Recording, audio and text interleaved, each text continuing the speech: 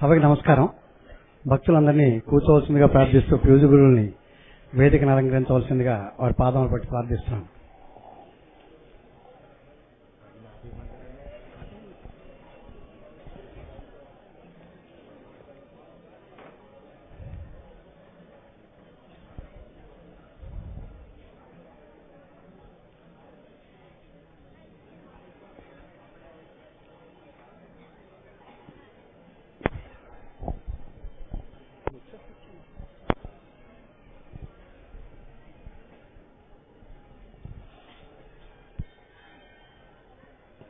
వారికి ఎన్ని కృతజ్ఞతాభివందనాలు చెప్పుకున్నప్పటికీ కూడా మా రుణం తీరదు.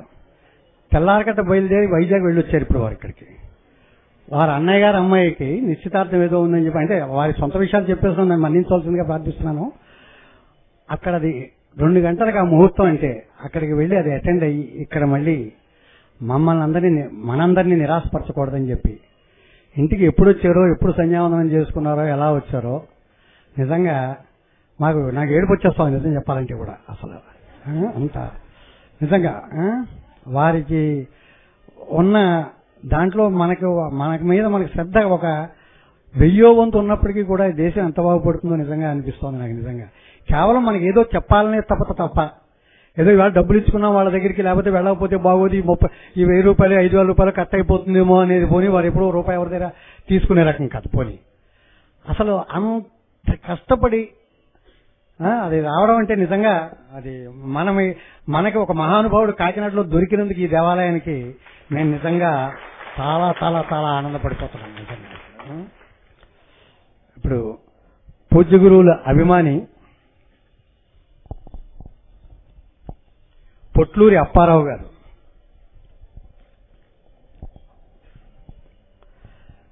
వీరి అబ్బాయి పూజ్య గురువుల అభిమాని. వీరి ప్రవచనాలు విని ఆయన పూజ్య గురువులు ఏ కార్యానికి చెప్తే ఆ కార్యానికి నేను 1,00,000 రూపాయలు ఇవ్వదలుచుకున్నానని చెప్పి వారి అబ్బాయి వారికి చెప్తే గురువులు ఈ దేవాలయంలో రథం చేయించమని వారికి చెప్పారు.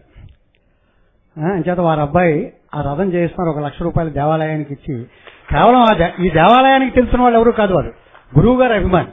వారు మీరు ఏది చేయమనమంటే దానికి చేయడానికి మేము ఏదేంటి ఇది ఈ దేవాలయంలోనే వినియోగించండి, ఈ దేవాలయంలో ఒక రథం చేయిస్తే మంచిదని చెబితే ఒక 10 మంది నా మీద పడిపోయారు. ఎంచేతంటే గురువుల అభిమానులే ఎంతో మంది రథం చేయిద్దామని రెడీగా ఉన్నారు ఇప్పుడు.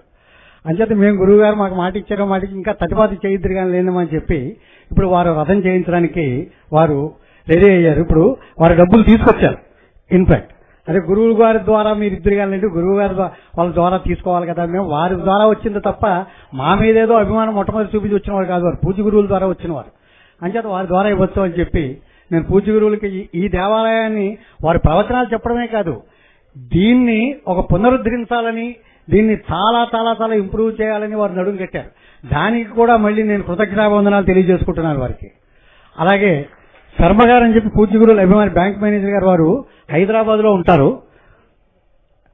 వారు బెంగళూరు నుంచి కుక్కే సుబ్రహ్మణ్యం ప్రసాదం గురువు గారికి ఇవ్వాలని చెప్పి అక్కడి నుంచి ఇక్కడికి వచ్చారు.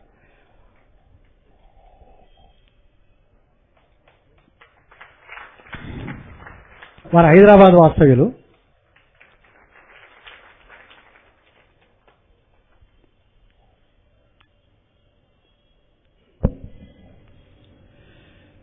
ఈరోజు ఒక చిన్న విన్నపం చేస్తాం. 1 గంటన్నరే ప్రవచనం చేయవలసిందిగా పూజ్య గురువుని ప్రార్థిస్తున్నాను. ఎందుకంటే ఎక్కడికో నుంచో వీళ్ళు తిరిగి వచ్చారు, మనకు అంత స్వార్థం కూడా ఉండకూడదు. వారు ఏదో ఆలోచనలో పడిపోయి 2 గంటలు అక్కర్లేకుండా కనీసం మనకి కొంచెం ఇంటికి వెళ్ళి నాకు కూడా కొంచెం సంతృప్తిగా ఉండాలి. వారిని ఇబ్బంది పెట్టేసి ఇరుకుని పెట్టేసాను అది కాకుండా కనీసం ఏమంటారు అంతే కదండి మనం అందరి దినం. అది పూజ్య గురువుని నేను అలా ప్రార్థిస్తున్నాను. ఈ చెప్పడంలో నా బడలికపోతుంది, అది విచిత్రం. శుక్లాంబరధరం విష్ణుం శశివర్ణం చతుర్భుజం ప్రసన్నవదనం ధ్యాయేత్ సర్వవిఘ్నోపశాంతయేత్. గురుర్బ్రహ్మ గురుర్విష్ణుః గురుర్దేవో మహేశ్వరః గురుః సాక్షాత్ పరబ్రహ్మ తస్మై శ్రీగురవై నమః. వ్యాసాయ విష్ణురూపాయ వ్యాసరూపాయ విష్ణవే నమో వై బ్రహ్మనిధయే వాసిష్ఠాయ నమో నమః. కూజంతం రామ రామేతి మధురం మధురాక్షరం ఆరుహ్య కవితాశాఖాం వందే వాల్మీకికోకిలం.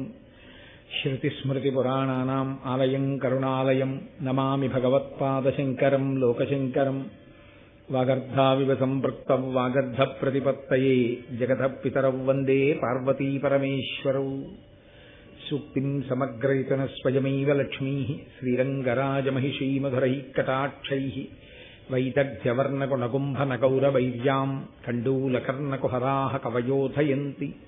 హైమోర్ధ్వపుండ్రమజహన్మకుటం సునాసం మందస్మితం మకరకుండలచారుగండం బింబాధరం బహుళదీర్ఘకృపాకటాక్షం శ్రీవేంకటేశముఖమాత్మని సన్నిధత్తాం. విమలపటీ కమలకుటీ పుస్తకరుద్రాక్షశస్తహస్తపుటీ కామాక్షి పక్ష్మలాక్షి కలిత విపంచీ విభాసి వైరించి. మనోజవం మరుతతుల్యవేగం జితేంద్రియం బుద్ధిమతాం వరిష్టం వాతాత్మజం వనరయూధముఖ్యం శ్రీరామదూతం శిరసా నమామి. ఆపదామపహర్తారం దాతారం సర్వసంపదాం లోకాభిరామం శ్రీరామం భూయో భూయో నమామ్యహం. నారాయణం నమస్కృత్య నరం చైవ నరోత్తమం దేవీం సరస్వతీం వ్యాసం తతో జయముదీరయేత్. హరి ఓం. పరమేశ్వర స్వరూపైన సభకు నమస్కారం.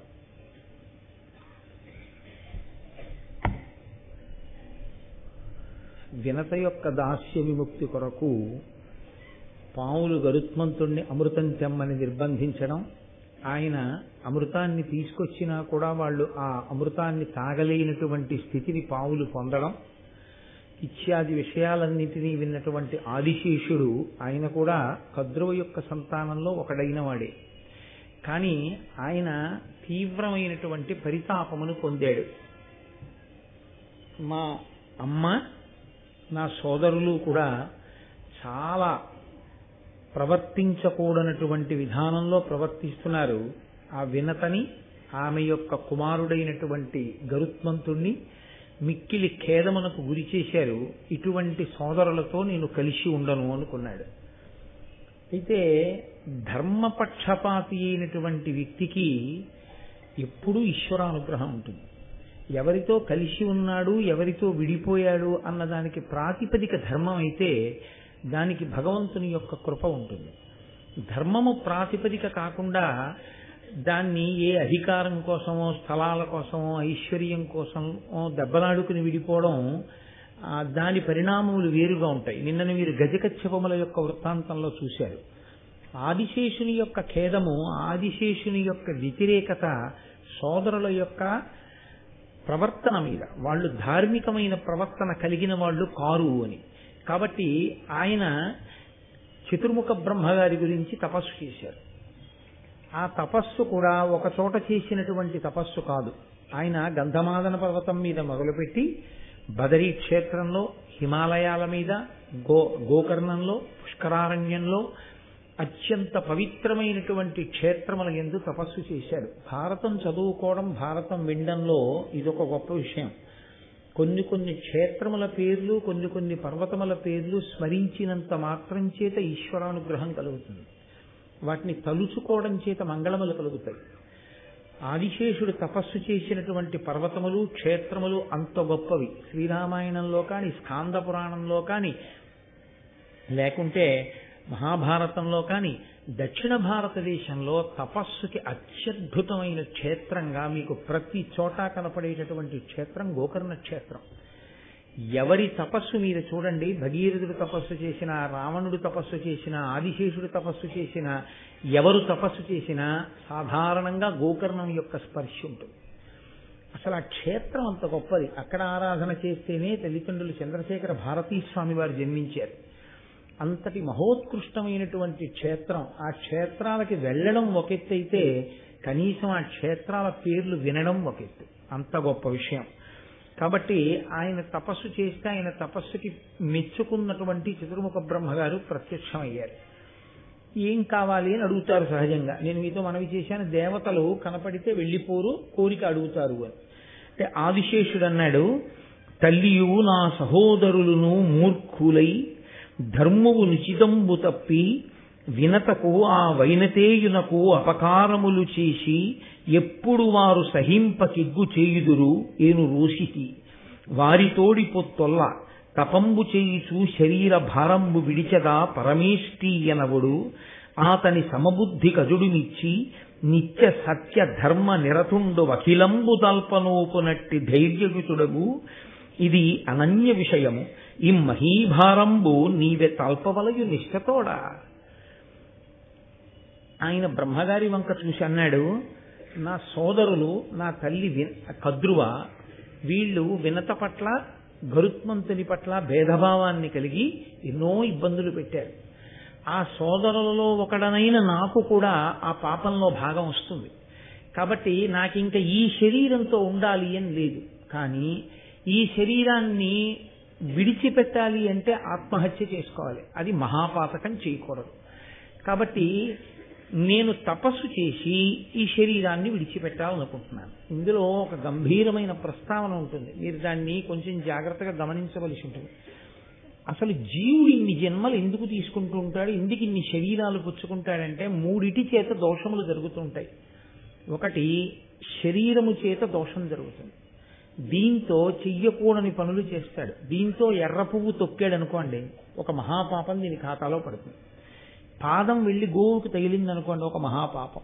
పాదం వెళ్లి తల్లిదండ్రులకి తగిలిందనుకోండి, ఒక మహాపాపం. ఈ శరీరంతో కొన్ని పాపాలు చేస్తాడు. ఏదో అసుర సంఘ వేళలో నిద్రపోవడం ఇలాంటివి. మనసు చేత కొన్ని పాపములు చేస్తాడు. దాన్ని నేను పెద్ద వివరణ చెయ్యక్కర్లేదు. మనసుతో చేసేవి పైకి దొరికేవి కావు.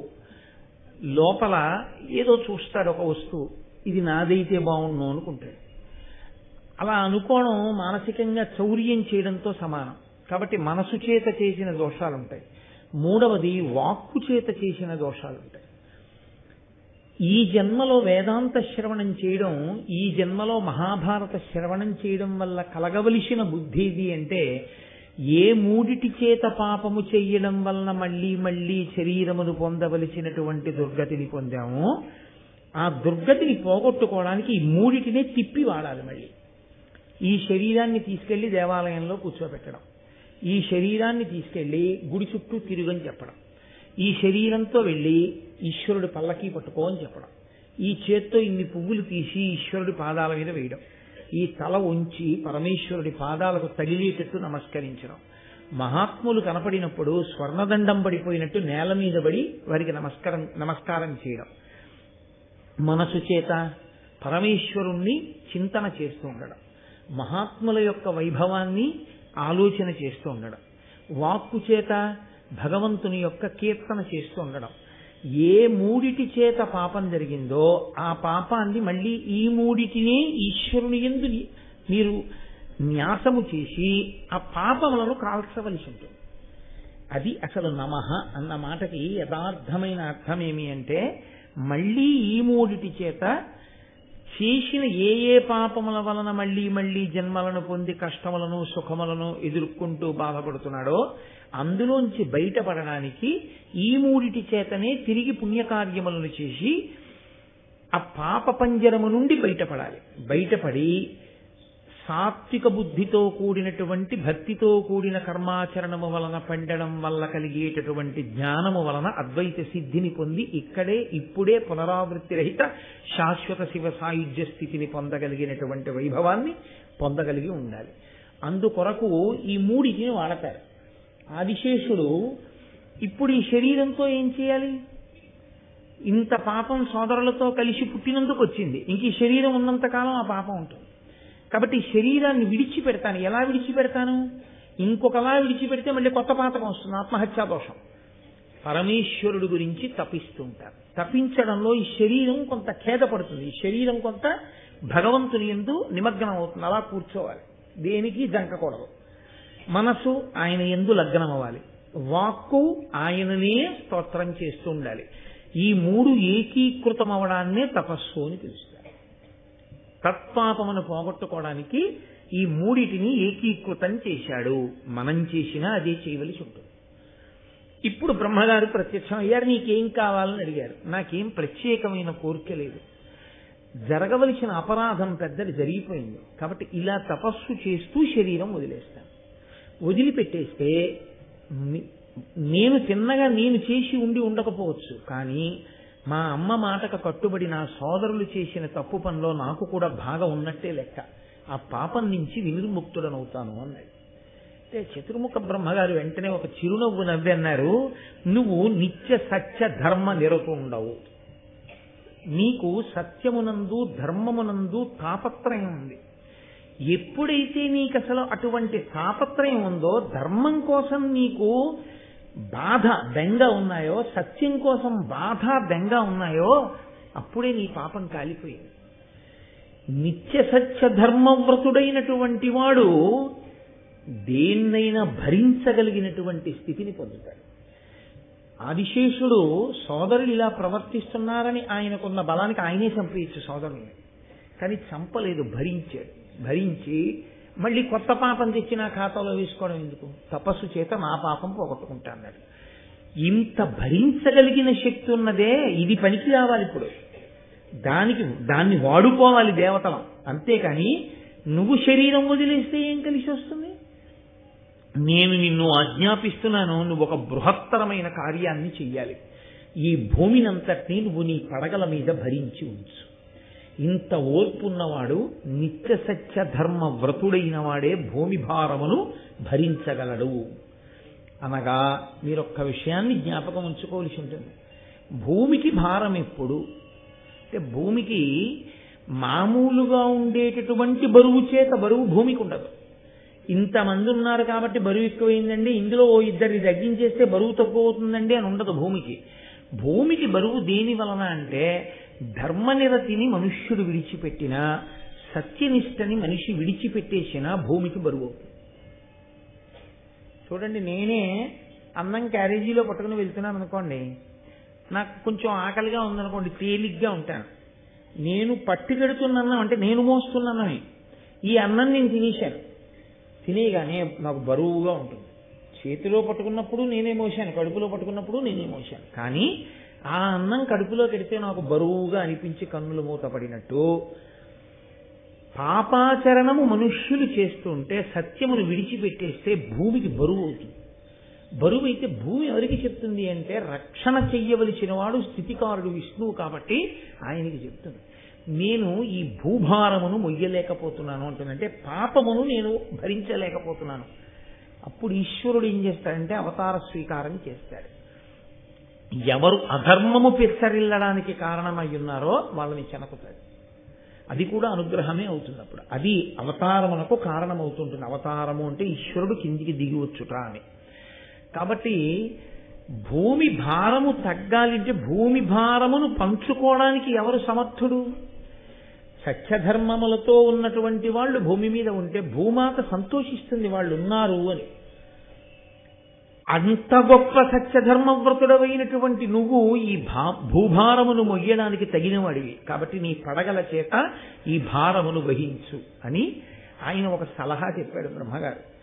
నీ సోదరుడు కేవలము గరుత్మంతుడు మాత్రమే కాదు, నీ సోదరులు కేవలము పాములే కాదు, గరుత్మంతుడు కూడా నీకు సోదరుడే. మిగిలిన పాముల విషయం పక్కన పెట్టు. పుణ్యాత్ముడు, ధర్మాత్ముడు, గొప్ప ఈశ్వర విభూతిని కలిగి ఉన్నవాడితో సంబంధాన్ని ఎన్నడూ విడిచిపెట్టుకోవద్దు. ఇది ఆనాడు కాదు, ఏనాటికి కూడా అందరికీ అది సందేశం. ఏది పోయినా పర్వాలేదు జీవితంలో, భగవత్ సంబంధం ఉన్న వ్యక్తితో అనుబంధం మాత్రం ఎన్నడూ పోగొట్టుకోకూడదు. అది పోగొట్టుకోవడం కన్నా పెద్ద నష్టం ప్రపంచంలో ఇంకా ఏదీ ఉండదు. మళ్ళీ కొన్ని కోట్ల జన్మల తర్వాత కానీ అది పూడుతుందన్న నమ్మకం ఉండదు. కాబట్టి కశ్యప ప్రజాపతి పుత్రకామేష్టి చేస్తే పుట్టినవాడు, వాలఖిల్యుల యొక్క అనుగ్రహం చేత వరం చేత జన్మించినటువంటి వాడు, అమృతాపహరణమును చేసినవాడు, ఇంద్రుణ్ణి గెలిచినవాడు, వజ్రాయుధమును లెక్కపెట్టినవాడు, అంతటి మహావిజ్ఞుడు, పరాక్రమవంతుడు నీ సోదరుడు గరుత్మంతుడు. ఆయనతో మాత్రం నువ్వు నీ అనుబంధాన్ని కొనసాగించు. ప్రయత్నపూర్వకంగా గరుత్మంతునితో నువ్వు చెలిమి చెయ్యి అని చెప్పి ఆదిశేషుణ్ణి భూభారమును వహించడం కోసమని ఆయన నియంత్రించాడు. అప్పటి నుంచి ఆయన ఆ భూభారమును వహిస్తున్నాడు. అందరూ అన్నదమ్ములే, కానీ భగవంతుని యొక్క అనుగ్రహంతో భగవంతుని యొక్క సేవ చెయ్యడం వల్ల ఇద్దరు తప్పుకున్నారు తల్లి శాపం నుంచి. ఒకరు ఆదిశేషుడు, రెండవ వారు వాసుకి. వాసుకి పాల సముద్రాన్ని చిలికినప్పుడు మందర పర్వతాన్ని కవ్వంగా చేసి చిలకడానికి ఒక త్రాడు కావలసి వచ్చింది. అప్పుడు వాసుకిది చాలా పెద్ద శరీరం కాబట్టి వాసుకిని మందర పర్వతానికి చుట్టారు. అదంత తేలిక విషయం ఏం కాదు. పర్వతానికి వేసి తిప్పుతుంటే అది ఎంత బాధ కలుగుతుందో శరీరాన్ని. కానీ వాళ్ళ కోరిక తీరడం కోసం, అమృతం పుట్టడం కోసం శారీరకంగా అంత డస్సిపోయి ఈశ్వరుని కొరకు తన శరీరం అంత బడలిపోవడాన్ని వాసుకి ఎంతో సంతోషంగా ఆయన స్వీకరించాడు. వాసుకి మందర పర్వతానికి చుట్టుకుని అమృతోత్పాదనమునందు కష్టపడినంత కష్టమేం పడిపోలేదు కారులో విశాఖపట్నం వెళ్ళి రావడానికి. నీకు దానికి ఉపన్యాసం మానేయవలసిన అవసరం ఏంటి భారతం చెప్పడానికి? అందుకే ఈ ఘట్టం దగ్గర మానేస్తావా చెప్తావా? వాసుకి గురించి చెప్పేటప్పుడనే పరీక్ష పెడతాడు పరమేశ్వరుడు. నిలబడగలిగితేనే వాసుకి గురించి చెప్పడానికి నీకు అర్హత ఉన్నట్టు, లేనినాడు ఇక భారతం చెప్పడానికి నీకు అర్హత లేదు. అలిసిపోయానని నువ్వు రాలేకపోతే. కాబట్టి వాసుకిని మందర పర్వతానికి చుట్టి తిప్పితే ఆయన భరించాడు అంత కష్టాన్ని. అమృతోత్పాదనం అయిన తర్వాత దేవతలు బ్రహ్మగారికి చెప్పారు, ఈయన ఎంత కష్టపడ్డాడో తెలుసా మహానుభావుడు. మందర పర్వతానికి చుట్టి తిప్పాం, ఎంత బడలిపోయాడో, ఆ ఒళ్ళంతా ఎంత కందిపోయిందో, అయినా ఓర్చుకున్నాడు మాకు అమృతం ఇవ్వడానికి. ఈయన్ని మీరు ఏదైనా కృప చెయ్యాలన్నారు.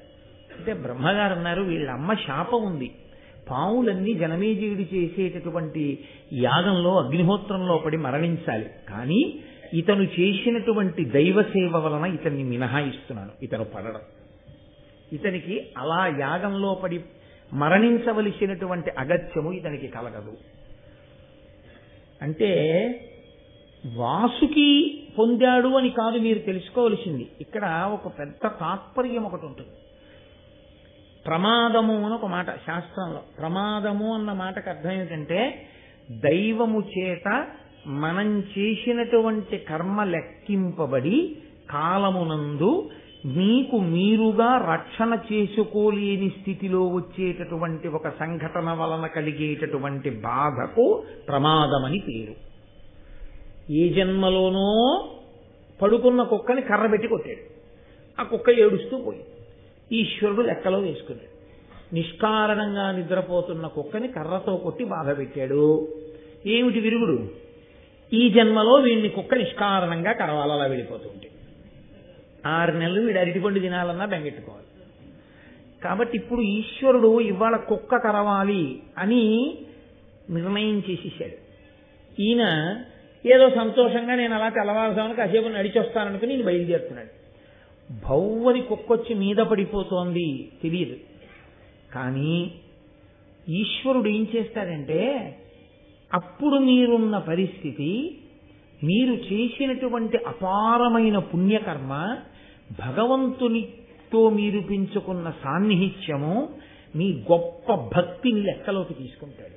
తీసుకుని ఆ ఆపదను ఏం చేస్తాడంటే ఇలా ఓ గీత గీసేస్తాడు. ఎలా తీసేస్తాడో తెలుసా అండి?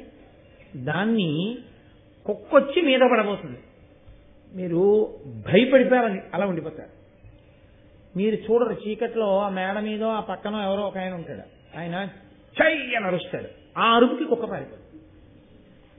అంటే కుక్క కరిస్తే ఎంత భయపడతారో అంత భయము మీరు పడ్డారు, కానీ కుక్క కరవలేదు. కుక్క కరవకుండా అడ్డుపడ్డవాడు ఈశ్వరుడు. కాబట్టి చేసిన కర్మని తొలగించుకోవడానికి మార్గమేది? భగవంతుని యందు భక్తితో సేవించుటయే. అంటే ఏమంటే మరి మేము ఉద్యోగాలు అవి ఏం చెయ్యక్కర్లేదా, ఇలా మేము సేవిస్తూ ఉండడమేనా? కాదు. మీరు భక్తితో ఈశ్వరుణ్ణి సేవించుట అన్న మాటకు అర్థం ఏమిటంటే మీరు ఏది మాట్లాడుతున్నా ఈ మాట ఈశ్వరానుగ్రహము అని గుర్తు పెట్టుకున్న నాడు మీరు పాపభూయిష్టమైన మాట మాట్లాడలేకుండా మీ అంత మీరు నిగ్రహించుకోగలరు. అదే తపస్సు. ఈ చేతిని ఇలా చూపించలేరు, ఈ శక్తి అమ్మవారు అని గుర్తొస్తే అదే తపస్సు. మీరు ఏది పడితే అది, ఎప్పుడు పడితే అప్పుడు, ఎలా పడితే అలా తినలేరు. అలా తినలేకుండా ఉండడం, దాన్ని ఒక మర్యాదతో తినాలి అని గుర్తుపెట్టుకోవడం తపస్సు. కాబట్టి ఇప్పుడు మీరు ఏది చేస్తున్నారో అదే చేస్తుంటారు, కానీ అది చేసేటటువంటి పద్ధతి మారిపోతుంది. జవాబుదారీతనంతో చేస్తారు. ఈ చెయ్యడం ఉందే, ఈ భక్తి ఉందే, ఈ నిబద్ధత ఉందే, దానికే నిరతిశయ భక్తి అని పేరు. ఆ నిరతిశయ భక్తియే చేసిన పాపముల వలన వచ్చేటటువంటి కర్మలను కూడా పక్కకు తీసి రక్షణ కల్పిస్తుంది. కాబట్టి వాసుకి అటువంటి రక్షణ పొందాడు. ఆదిశేషుని యందు వాసుకి యందు ఒక ప్రధాన భేదం ఉంటుంది. ఆదిశేషుడు బ్రహ్మగారు వరమిస్తే భూమిని మోస్తూ నాకు ఇంకా పాములతో సంపర్కం అక్కర్లేదని ఆయన దూరంగా ఉండిపోయాడు. వాసుకి కూడా వరం ఉంది, నువ్వు పడిపో అగ్నిహోత్రంలోని, కానీ ఆయన బెంగ పెట్టుకున్నాడు. సరే నేను సంతోషంగా ఉన్నాను, వీళ్ళెవరూ పట్టించుకోవట్లేదు, వీళ్ళందరూ వెళ్ళి జనమేజయుడి సర్పయాగంలో పడిపోతారు, పడిపోతే వీళ్ళందరూ నశించిపోతారు, ఎలా వీళ్ళు రక్షణ పొందేది? ఒక్కొక్కడి తాపత్రయం అలా ఉంటుంది.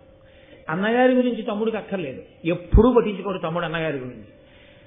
అన్నగారు తమ్ముడున్న ఊరిడితే ఆ ఊళ్ళో ఉన్న వాళ్ళందరూ స్వాగతం చెప్పడానికి వస్తారు, తమ్ముడు తప్ప. అలాంటి అన్నదమ్ములు ఉంటారు లోకంలో.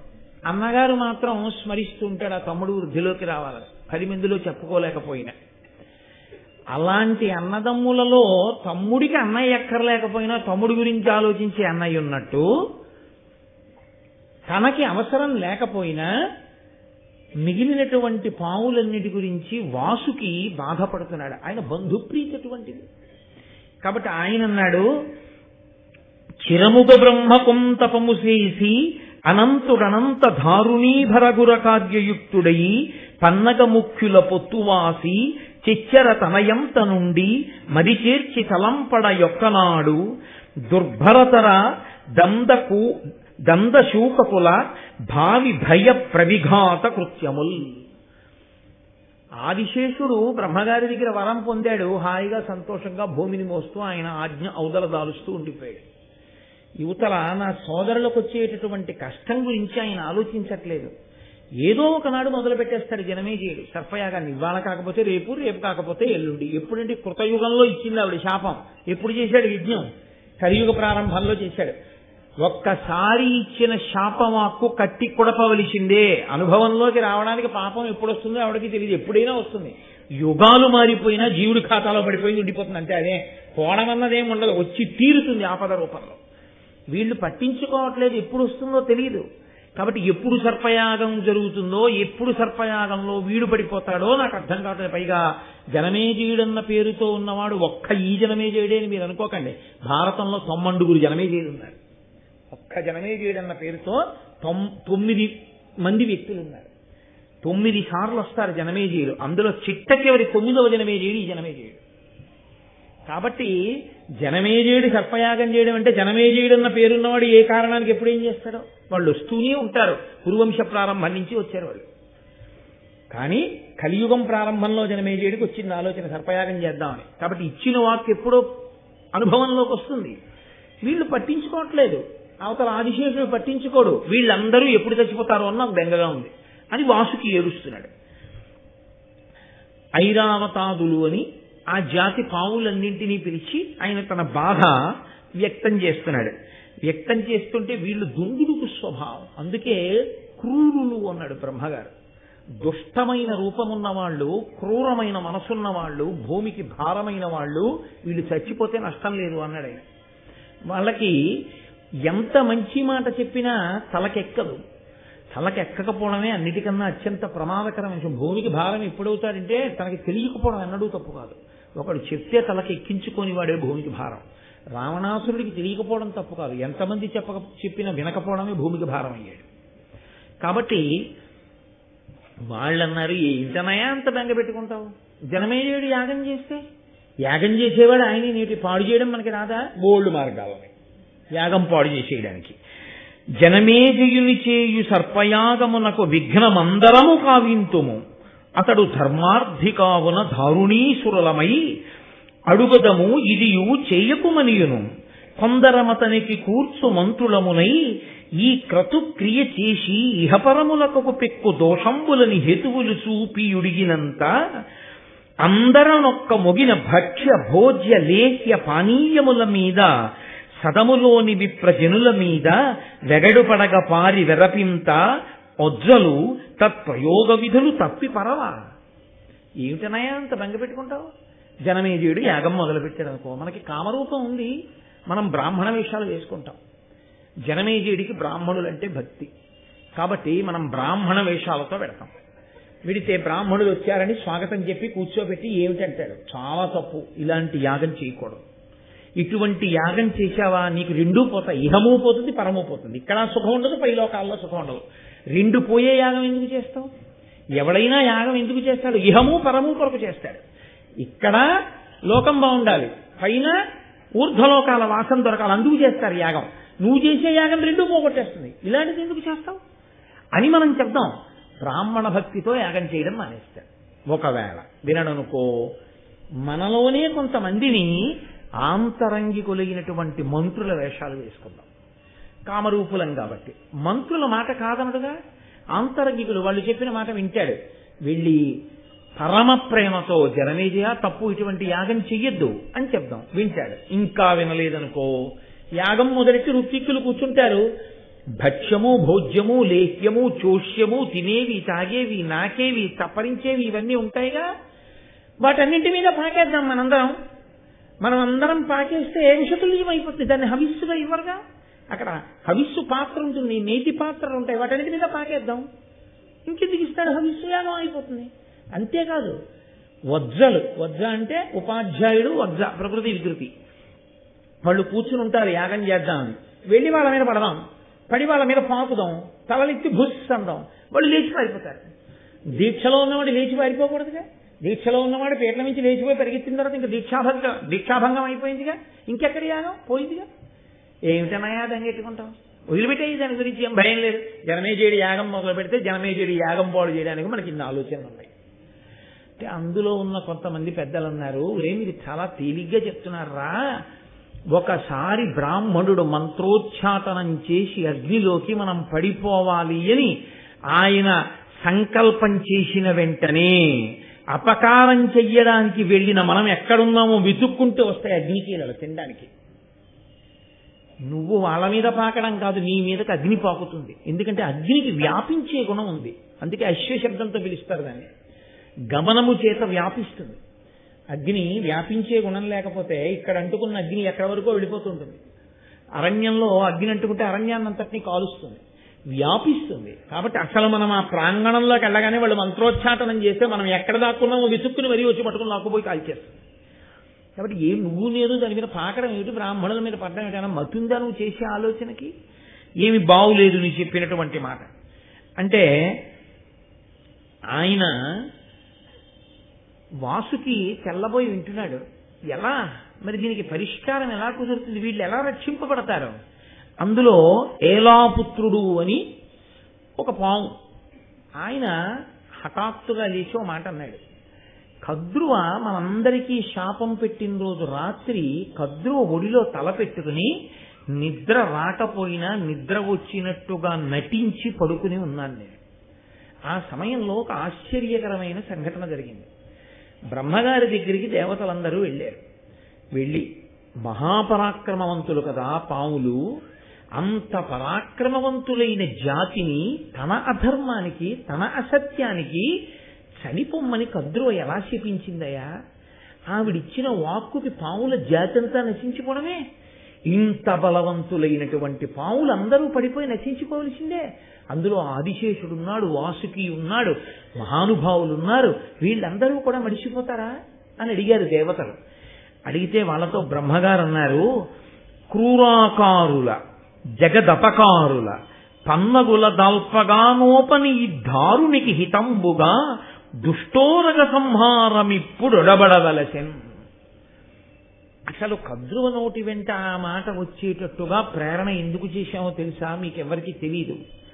క్రూరాకారుల పావును చూడగానే ఎంత బాగుందో అని ఇలా చూసేవాడు ఎవరు ఉండడు. దాని ఆకారం చూస్తేనే అసలు భయం. క్రూరాకారుల జగదపకారుల, జగత్తుకి అపకారం చేస్తాయి, దానికి భయం వేస్తే కరుస్తుంది. కాబట్టి జగత్తుకి అపకారం చేసేటటువంటి లక్షణం ఉన్నటువంటి ఆ పాములు పన్నగుల దాల్పగానోపని ఈ దారునికి హితంబుగా అటువంటి పాముల యొక్క పాపపు నడత నేను భరించలేకపోతున్నానని భూదేవి ఏడుస్తోంది.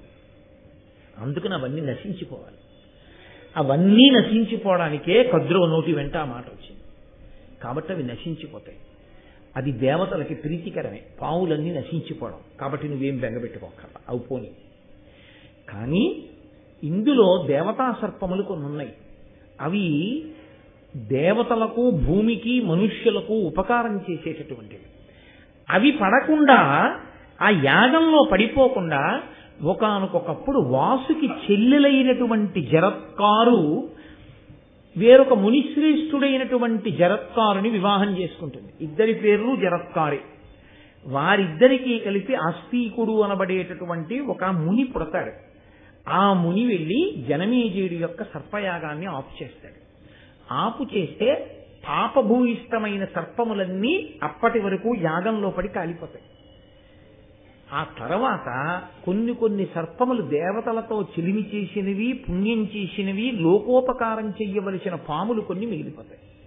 ఆ విధంగా వాటి సంఖ్యని తగ్గించేస్తాం. లేకపోతే వాటి సంఖ్య ద్విగుణీకృతం అయిపోతే ఈ భూమి మీద మిగిలిన ప్రాణులు బ్రతకవు. భయంతో చాలా బీభత్సమైన వాతావరణం ఏర్పడుతుంది. అందుకని అది నశించిపోవడానికే ఈ ఏర్పాటు జరిగింది. అంటే ఇది ఒక విషయం జ్ఞాపకం పెట్టుకోవాల్సి ఉంటుంది. ఒక జాతి అంతా దేనివల్ల నశించిపోతుంది అంటే, అందరూ కలిసికట్టుగా ఒకే రకమైన పాపపు జీవనానికి అలవాటు పడి ఒక సంఘముగా ధర్మ వ్యతిరిక్తమైనటువంటి ప్రవర్తనకి అలవాటు పడిపోతే ఈశ్వరుడు ఒక మహాత్ముని యొక్క వాక్కుని ప్రచోదనం చేస్తాడు. వాళ్ళకి వ్యతిరేకంగా విడిచిపెట్టు అని. దానికి ఏం పెద్ద యుద్ధం అక్కర్లేదు. ఎక్కడో ఎప్పుడో ఒక మహాత్ముడలిగి ఒక్క మాట అంటాడు అంతే. ఆయనన్న ఆ మాటకి ఆ జాతి అంతా నశించిపోతుంది. వ్యక్తుల యొక్క వాక్కు, ఈశ్వర బలం కలిగినటువంటి వారి వాక్కు అంత శక్తివంతం. దాన్ని ఈశ్వరుడు ప్రచోదనం చేయించి ఇబ్బందులు తీసుకొస్తూ ఉంటాడు. ఎప్పుడు మన జీవనము పాపభూయిష్టమైతే, మనం ధార్మికంగా ఉంటే ఆ ఈశ్వరుడే మనల్ని రక్ష చేస్తాడు. అందుకే ఘోర అఘోర రూపములు రెండూ ఈశ్వరుడికే ఉంటాయి సనాతన ధర్మంలో. తప్ప భయపెట్టడానికి ఓడు, భయపెట్టిన వాడి నుంచి రక్షించడానికి ఓడు సనాతన ధర్మంలో ఉండరు. ఇద్దరూ ఈశ్వరుడే ఉంటాడు. భయకృత్ భయనాశన, భయమును సృష్టించిన ఆయనే, భయాన్ని పోగొట్టిన ఆయనే, ఆపద ఇచ్చిన ఆయనే, ఆపదని తీసేసిన ఆయనే, పాపమునకు ఫలితం ఇచ్చి ఘోర రూపంతో నిలబడ్డ ఆయనే, ఆ ప్రార్థన చేసినప్పుడు ఆ భయానకమైన రూపాన్ని విడిచిపెట్టి ఒక కన్న తండ్రిగా ప్రసన్నమూర్తిగా నిలబడిన ఆయనే. కాబట్టి మన నడవడిని బట్టి ఈశ్వరుడు మనకి కనపడము అన్నది, ఈశ్వరుడు మనకి ఫలితం ఇవ్వడము అన్నది ఆధారపడి ఉంటుంది. కాబట్టి అటువంటి మహాపురుషుడు ఒకడు జన్మించాలి. జన్మించితే ఆనాడు మనందరం గట్టున పడతాం. కాబట్టి ఇప్పుడు ఆయన ఎక్కడున్నాడు? ఆ ఆస్తికుడు పుట్టడానికి ఆ జరత్కారు ఎక్కడున్నాడు? ఆ జరత్కారుడు దొరికితే వాసుకి చెల్లెలైన జరత్కారువునిచ్చి వివాహం చెయ్యాలి అని ఆయన వేపుకి కథ తిరిగింది. తిరిగితే ఆయన యయావర వంశమునందు శ్రేష్ఠుడు, బ్రహ్మచారి, గొప్ప నియమపాలనం చేసేటటువంటి వ్యక్తి. ఇంకా ఎంత ఘోరమైన బ్రహ్మచర్యం అంటే ఆయన ఊర్ధ్వరైతస్కుడు. ఆయన భార్య అన్న మాటని కూడా స్మరణలోకి రానివ్వలేదు. అంత గొప్పగా శాస్త్రాధ్యయనం చేశాడు, అంత గొప్ప తపస్సు చేశాడు. అయితే బ్రహ్మచారిగా శాస్త్రాధ్యయనం చేయడం, బ్రహ్మచారిగా తపస్సు చేయడం చాలా గొప్ప విషయాలు. కానీ ఇవి ఎంతవరకు పనికొస్తాయి? ఒక వయస్సు వరకే. ఒక వయస్సు తర్వాత వివాహం నేను చేసుకోవడమా, నేను చేసుకోకపోవడమా అన్న విషయంలో నాకు స్వేచ్ఛ ఉండదు. సనాతన ధర్మంలో ఎట్టి పరిస్థితులలోనూ వివాహం చేసుకోకుండా ఉండరాదు. ఎందుకంటే దాని వలన మీరు రుణపడిపోతారు. పితృరుణము అని ఉంటుంది. తండ్రికి కొడుకు పుట్టగానే రుణపడతాడు. దేనికి రుణపడతాడు? ఆయన నన్నెలా కన్నాడో నేను అలాగే ఇంకొక కొడుకుని కనాలి. కంటే తప్ప ఆ రుణం పోదు. ఒకవేళ తండ్రి శరీరం విడిచిపెట్టేసినా పితృదేవతలు చూస్తూ ఉంటారు వీడు కన్నాడా కొడుకునని. నాన్నగారండి నేను కూడా కొడుకుని కన్నాను అని కొడుకుని కన్నప్పుడు సచేల స్నానం చేస్తారు. అందుకే ఏ బట్టలతో ఉన్నాడో ఆ బట్టలతో నీటి మీద చప్పుడయ్యేట్టు నీరు పైకి ఎగిరేటట్టు ఎప్పుడు దెబ్బ కొట్టడం కానీ దూకడం కానీ చెయ్యరు. ఒక్క సచేల స్నానంలో కొడుకు పుట్టినప్పుడు కొంచెం ఎత్తైన ప్రదేశం నుంచి లోపల రాళ్లవి లేవని నిర్ధారణ చేసుకున్న తర్వాత దాని నుంచి నీటిలోకి దూకుతారు.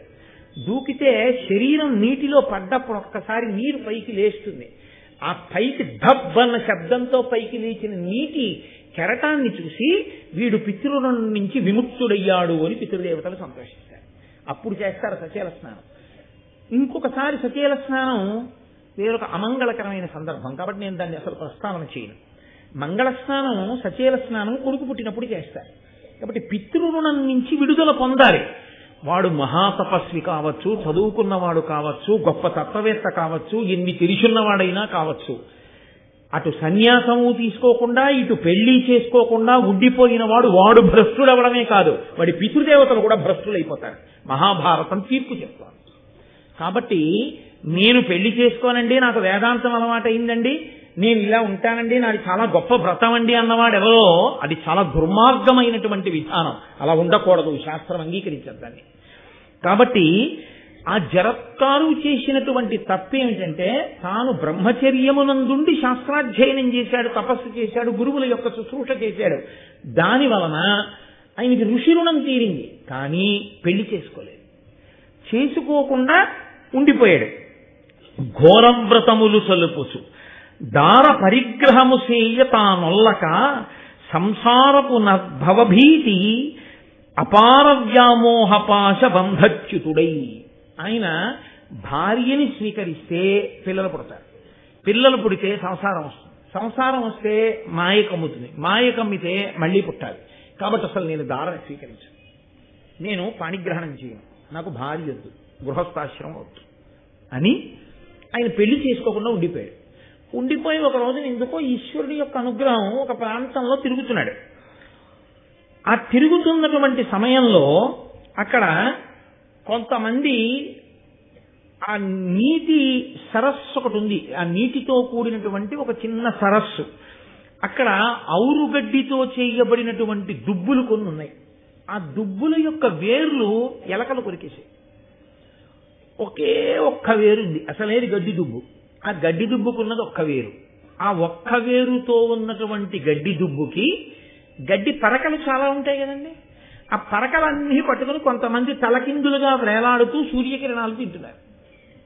తింటుంటే ఈయనన్నాడు వాళ్ళని చూసి, అబ్బో ఇది ఒక గొప్ప తపస్సులా ఉంది, ఒక వేరున్న గడ్డి దుబ్బుకున్న గడ్డి పరకలు పట్టుకుని ఇంతమంది తలకిందులుగా వేలాడుతూ సూర్యకిరణాలు తింటూ ఉన్నారు, గడగడ గడగడ వణుకుతున్నారు మీ అందరూ, తలలు కంపిస్తున్నాయి, నాడులు పైకొచ్చి ఉన్నాయి, ఇంత గొప్ప తపస్సు ఎలా చేస్తున్నారు, దీని యొక్క గొప్పతనం ఏమిటో నాకు చెప్తే నేను చేస్తాను అన్నాడు. అంటే వాళ్ళన్నారు ఆ తలక్రిందులుగా వేలాడుతున్న వాళ్ళు, మా ప్రారంభమయ్యా ఇది తపస్సు కాదు, మా వంశంలో జరత్కారుడు అనబడేటటువంటి వాడు ఒకడు పుట్టాడు, వాడు పెళ్లి చేసుకోనని భీష్మించాడు, వాడు పెళ్లి చేసుకోనని భీష్మించిన కారణం చేత ఇదిగో తిరగేసి కట్టబడ్డాం, వేలాడుతున్నాం. ఆ వేర్లు ఆ పిల్లవాడు పెళ్లి చేసుకోకుండా ఉన్న కొద్దీ యమధర్మరాజు గారు ఎలక రూపంలో కొరికేస్తున్నాడు ఆ వేర్లు. కాబట్టి ఇప్పుడు మా పుణ్యం, మేము చేసిన తపస్సు మమ్మల్ని రక్షించకుండా పోతాం. మేము చాలా ధార్మికంగా జీవించాం, మేము చాలా గొప్ప తపస్సు చేశాం, కానీ ఉపయోగం ఏముంది? అదిగో మా వంశంలో పుట్టినవాడు పెళ్లి చేసుకోవడం మానేశాడు, దానివల్ల ఇంకొక వేరు ఉండిపోయింది. అంటే ఇంకా వాడు పెళ్లి చేసుకుంటానని అంగీకరించి పెళ్లి చేసుకుని ఒక కొడుకుని కనడానికి ఉన్నటువంటి సమయము చాలా కొద్దిగా మిగిలి ఉంది. వాడు గాని ఈ కాస్త సమయంలో కూడా పెళ్లి చేసుకోకుండా అలాగే ఉండిపోతే ఆ ఒక్క వేరు యమధర్మరాజు గారు కొరికేస్తాడు. కొరికేస్తే ఇది తపస్సు కాదుగా, కొరకగానే అంతే వేగంతో మేము అధోలోకములకు వెళ్ళిపోతాం. ఇక మాకు ఊర్ధ్వలోక వాసం ఉండదు. మేము చెయ్యని పాపానికి, మేము చెయ్యని నేరానికి ఒక ధూర్తుడైనటువంటి కొడుకు పెళ్లి చేసుకోకుండా ఉండిపోయి మేము లోకాలను ఉద్ధరిస్తున్నామని చెప్పుకు తిరుగుతూ తపస్సు చేస్తున్నానని చెప్పుకుంటున్న వాడి వల్ల మేము ఇంతటి నేరాన్ని పొందాం. వాడు తపస్సు చెయ్యక్కర్లేదు, శాస్త్రాలు చదవక్కర్లేదు, ఇంకోటి చెయ్యక్కర్లేదు. వాడు గృహస్థాశ్రమంలో ఉండి వాడి ధర్మం వాడు చేసి ఉంటే మేమందరం తరించి ఉండేవాడు. కాబట్టి నాయన, నువ్వెవరో మాతో ప్రీతి కలిగిన బంధువు మాట్లాడినట్టు మాట్లాడావు. నీకెప్పుడైనా మా వాడు ఆ జరత్కారుడు అన్నవాడు కనపడితే వాడికి చెప్పవయా మా బతుకి ఇలా ఉందని అన్నాడు. అంటే ఆయన అన్నాడు, మీరలు నా దేవతలు ఆరాధ్యులు, నేను మీకు ఆత్మజుడా జరత్కారుడను వాడ, ముందర దార పరిగ్రహము సేయ తగులదు బుద్ధిన్. అయ్యయ్యో, మీరు వెతకమన్న జరత్కారుడు ఎవరో కాదు, నేనే. మీరే నా తాతతండ్రులు. నేను ఎంత అపరాధం చేశాను. ఏమిటో ఇన్నాళ్ళ నుంచి పెళ్లి చేసుకోకుండా ఉండిపోవడం గొప్ప అనుకుని పెళ్లి చేసుకోకుండా ఉండిపోయాను. ఇప్పుడు అర్థమైంది, పెళ్లి చేసుకోకుండా ఉండి ఎంత శాస్త్రాధ్యయనం చేసి ఎన్ని చేసినా వాడు ఇంకోళ్ళని ఉద్ధరించడం మాట దేవుడు, వాడి పితృదేవతల్ని వాడిని వాడే ఉద్ధరించుకోవడం. కాబట్టి నేను తప్పకుండా పెళ్లి చేసుకుంటాను. మిమ్మిట్లు చూచి నీకు హితం మెట్లగు అట్లకా ముదంబున దారార్థము ప్రవర్తింపగా చిత్తమిపుడే పుట్టె నాకు ధర్మస్థితిమై. మిమ్మల్ని చూసిన తర్వాత నాకు బాధ కలిగింది. అయ్యో, నేను పెళ్లి చేసుకోకపోవడం వల్ల ఎంత ప్రమాదం వచ్చింది అన్న విషయం నాకు అర్థమైంది. కాబట్టి నాకు ఇప్పుడు బుద్ధి వచ్చింది. కాబట్టి నేను వివాహం చేసుకుని తప్పకుండా సంతానాన్ని కంటాను. నేను సంతానాన్ని కంటే మీరు ఊర్ధ్వలోకాలకి వెడతారు. కాబట్టి ఈ ఒక్క వేరు కొరకబడే లోపలే నేను తప్పకుండా వివాహం చేసుకుంటాను. అంటే జరత్కారుని యొక్క తండ్రి తాతలు ఒక ధర్మాన్ని చెప్తున్నారు లోకానికి. ఎందుచేత అంటే ఇవాళ లోకంలో మెట్ట వేదాంతము అని ఒక మాట. వాడు ఏవో 4 మాటలు వింటాడు. విని పెళ్లి చేసుకోవలసిన వాడు ఏ ఇంటికి వెళ్ళి ఏమిటి సంసారం, నేను పెళ్లి చేసుకోనంటే ఆ తల్లిదండ్రులు ఎంత బెంగెట్టుకు చచ్చిపోతుంటారో తెలియదు. మీకు అనుభవంలో ఉందో లేదో నాకు తెలియదు, కానీ ఇగో ఇలాంటి ప్రసంగాలు చేసిన పాపానికి ఏమవుతుంటుందంటే నాకు ఫోన్లు వస్తుంటాయి అప్పుడప్పుడు. అయ్యా, నేను పెళ్లి చేసుకోనండి, నేను అది చదివాను ఇది చదివాను, సంసారంలో పడిపోయి పాడైపోవడం ఎందుకండి, నేను ఇలా బ్రహ్మచారిగా ఉండిపోయి తరించాలనుకుంటున్నాను. అప్పుడు నేను తరచుగా చెప్తుంటా, దేవీ భాగవతంలో కూడా ఉంది జరత్కారు వృత్తాంతం. మహాభారతం ఆదిపర్వంలోనూ దేవీ భాగవతంలోంచి ఒకసారి జరత్కారుడి యొక్క వృత్తాంతం చదువుకుని అది చదివిన తరువాత నువ్వు నాకు ఫోన్ చేసి మాట్లాడు అని చెప్తుంటాను. చాలా మంది అది ఎక్కడో సేకరించుకుని చదివిన తర్వాత అయ్యా నేను పెళ్లి చూపులకు వెళ్తున్నానండి అంటుంటారు. అందుకని ఫోన్లే నన్నయ్య గారు మహానుభావుడు వ్యాస భగవానుడు లోకాన్ని ఇలా రక్షించాడు, ఎంతమంది తల్లిదండ్రులు రక్షింపబడుతున్నారు అనుకుంటూ ఉంటారు. కాబట్టి పెళ్లి చేసుకోకపోవడం మన నిర్ణయానికి విడిచిపెట్టలేదు సనాతన ధర్మం. అసలు నువ్వు సనాతన ధర్మం నమ్మినవాడివైతే సన్యసించాలంత వైరాగ్యం ఉంటే నీవు సన్యసించకపోతే వివాహం అన్నా చేసుకోవాలి. అటు వివాహము చేసుకోక ఇటు సన్యాసము తీసుకోకుండా ఉండిపోయిన వాడు లోకాన్ని ఉద్ధరించడం మాట దేవుడికు, వాణ్ణి వాడే ఉద్ధరించుకోడు. వాడు పితృదేవతలు కూడా పాడు చేసేస్తాడు.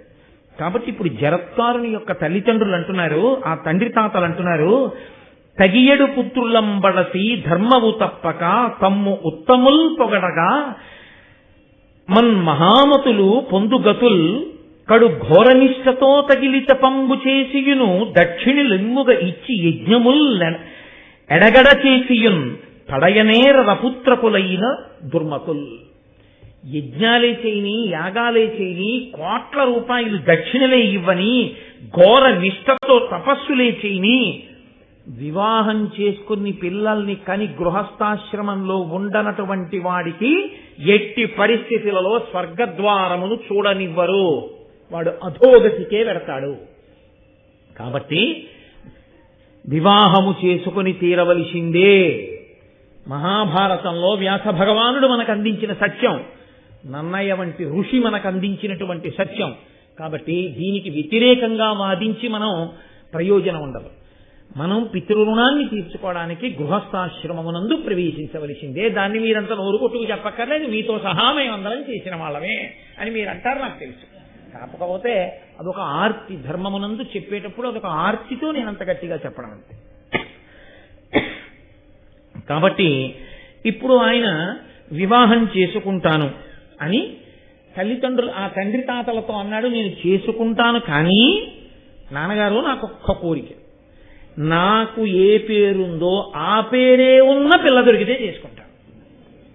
ఏదో చిత్రమైన కోరికలు లోకంలో, దానికి ఏమీ అర్థం ఉండదు. వాడికి పెంకితనం, అందుకని సాత్వికమైన పిల్ల నచ్చదు. పెంకితనం లేకపోతే ఏమిటంటే అందం ఏమిటండి అంటాడు. నాకు ఇంకా ఆశ్చర్యకరమైన ఏమిటంటే సభాముఖంగా చెప్పకూడదు కానీ ఆ పిల్ల ఎంతో సంస్కారవంతురాలు. పెళ్ళైన తర్వాత వాడు తినేస్తాడు. అలా నువ్వు నన్ను ఏమండి ఏమండి అనకూడదు, పేరు పెట్టి పిల్ల అంటాడు. తప్పండి, మా నాన్నగారు వింటే పీక నొక్కేస్తాడు. పేరు పెట్టి పిలవడం ఏమిటండి, తప్పలా పిలవకూడదు భర్తని. మా నాన్నగారు పుట్టినప్పటి నుంచి నూరిపోశారు, నేను పుట్టిన కుటుంబం అటువంటిది, పేరు పెట్టి పిలవడం ఏమి ప్రారంభం అండి, అలా పిలవకూడదండి, మీ నాన్న వినకుండా పిల్లంటాడు. ఏం చెప్తాం? ఎందుకు అఘాయిత్యం కోరిక అంటే వాడు ఎక్కడో విన్నాడు, అందుకని వాడికి అపిస్త కోరిక. పేరు పెట్టి పిలిపించుకోవాలి, భార్యతో పేరు పెట్టి పిలిపించుకోవడం ఏంటి? చక్కటి సంప్రదాయం ఒకటి ఉంది కదా లోకంలో, భర్తని దైవంగా చూసామండి అని పిలవడం. వాడు పేరు పెట్టి పిల్లంటాడు. నేను అక్కడక్కడ విని ఏంటి పేరు పెట్టి భర్తని పిలవడం ఏమిటి అని అడిగితే అలా పిలిస్తే ఆయనకి ఇష్టం అని చెప్తుంటారు. నాకు అప్పుడు అసలు ఏం మాట్లాడాలో అర్థం కాక మౌనంగా ఓహో సరే లోకంలో బహుశా ఇలాంటివన్నీ కనబడితేనే ఉపన్యాసాలు చెప్పగలనని ఈశ్వరుడు నాకే చూపిస్తాడులా ఉంది ఇలాంటివన్నీ అనుకుని నా ప్రారంభం అనుకుని వెళ్ళిపోతుంటాడు. కాబట్టి ఆయన నా పేరు ఎటువంటిదో అటువంటి పేరే ఉన్న పిల్ల దొరికితే పెళ్లి చేసుకుంటాడు. కాదు కాదు, అది ఈశ్వరానుగ్రహం. జరత్కారు ముని, ఆయనకు వచ్చింది అటువంటి ఆలోచన అంటే మళ్లీ గబుక్కుని ఎవరినో చేసుకోవడం కాదు.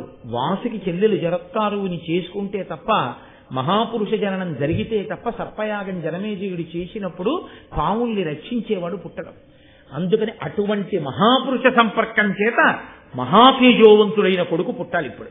కాబట్టి ఇప్పుడు ఆ జరత్కారుడు పిల్ల కోసం తిరుగుతున్నాడు దేశం అంతా. అలా తిరగచ్చా అండి అని మీరు అనుమానపడక్కర్లేదు. పెళ్లి చేసుకునేటప్పుడు సంబంధం కోసం వెతుక్కోవలసిన పూచి పెళ్లి కూతురు తండ్రిది కాదు, పెళ్లి కొడుకు తండ్రి. నేను నిజం చెప్తున్నాను. ఇప్పుడు నా కూతురు పెళ్లి అయిపోయింది, నా కొడుకు పెళ్లే మిగిలింది. నా కొడుకు పెళ్లికి ఆడపిల్ల తల్లిదండ్రులు నా దగ్గరికి రావాలని నేనేమీ ఆశించను. ఈమె నా కోడలైతే బాగుంటుంది అని నాకు ఏ కుటుంబంలోనైనా ఏ పిల్లనైనా చూసి అనిపించిన నాడు మంచి రోజు చూసుకుని నేనే వాళ్ళింటికి మా గోపాలకృష్ణ గారు లాంటి ఆత్మీయుల్ని ఆంతరంగికుల్ని పంపిస్తాను. అలా పంపించాలి, నానే వెళ్ళిపోడు, పంపిస్తాడు.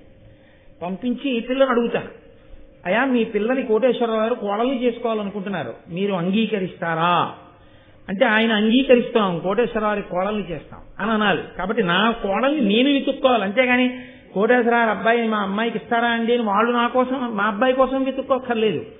ధర్మం అంతే.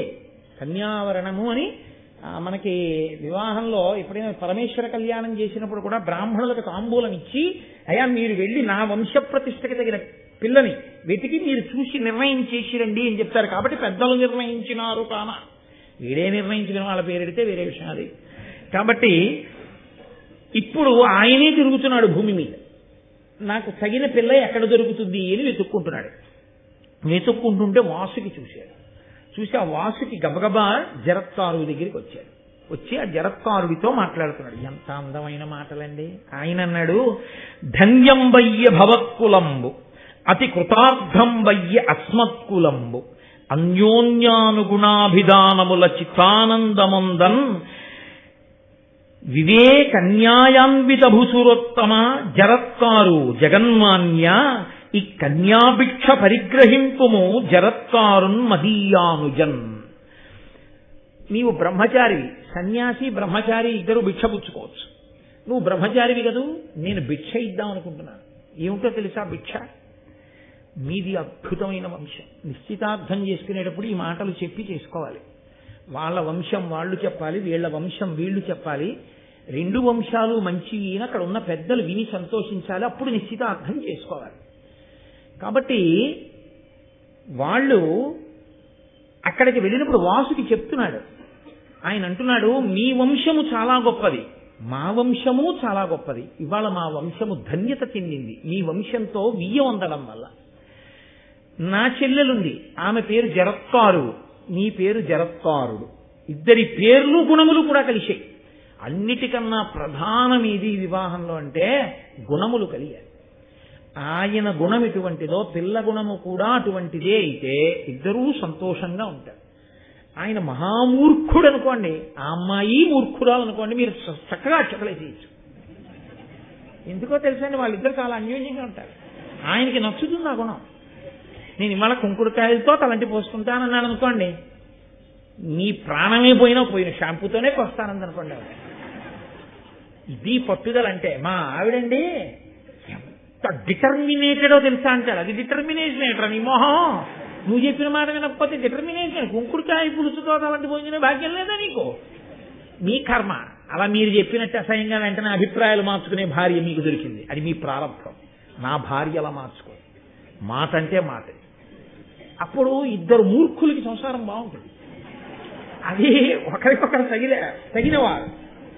అలా ఒకరు చక్కగా ఒకరు చెప్తే వినేవారు అనుకోండి, రెండో వాళ్ళు కూడా ఒకరు చెప్తే వినేవాళ్ళు అయితే వాళ్ళకి అన్యోన్యంగా ఉంటుంది. ఒకడు మూర్ఖుడు, ఒకళ్ళు చెప్తే వినేవాళ్ళు అనుకోండి, రెండో వాళ్ళు నలిగిపోతూ ఉంటారు. ఈవిడ వినడమే, ఆయన వినడు. ఎప్పుడు ఆయన జీవితంలో వినడం అన్నది లేదు, ఈవిడ జీవితంలో ఆయనకి చెప్పడం అన్నది లేదు, చెప్పి ఒప్పించడం అన్నది లేదు. వాళ్ళ జీవితం అంతా అలాగే ఉండిపోతున్నప్పుడు ఏమిటి మన ఇద్దరం అక్షతలు వేసి ఏమిటి ఉపయోగం? ఏమి ఉండదు. కాబట్టి ఎవరికి తగిన గుణము వారికి ఆ తగిన గుణము వారే లభిస్తే బాగుంటుంది. ఒక్కొక్కడికి మార్నింగ్ షో చూడడమే ఇష్టం. ఏదో అదో విచిత్రంగా ఉంటుంది కొంతమందికి. ఏమిటో నాకు స్నేహితుడు ఉండేవాడు, ఎక్కడ ఈ టీవీ ఛానల్ ఎక్కడ ఈ ఉపన్యాసం విన్నాడంటే నా బతుకు బట్టబయలు చేసేది వీడు అనుకుంటాడు.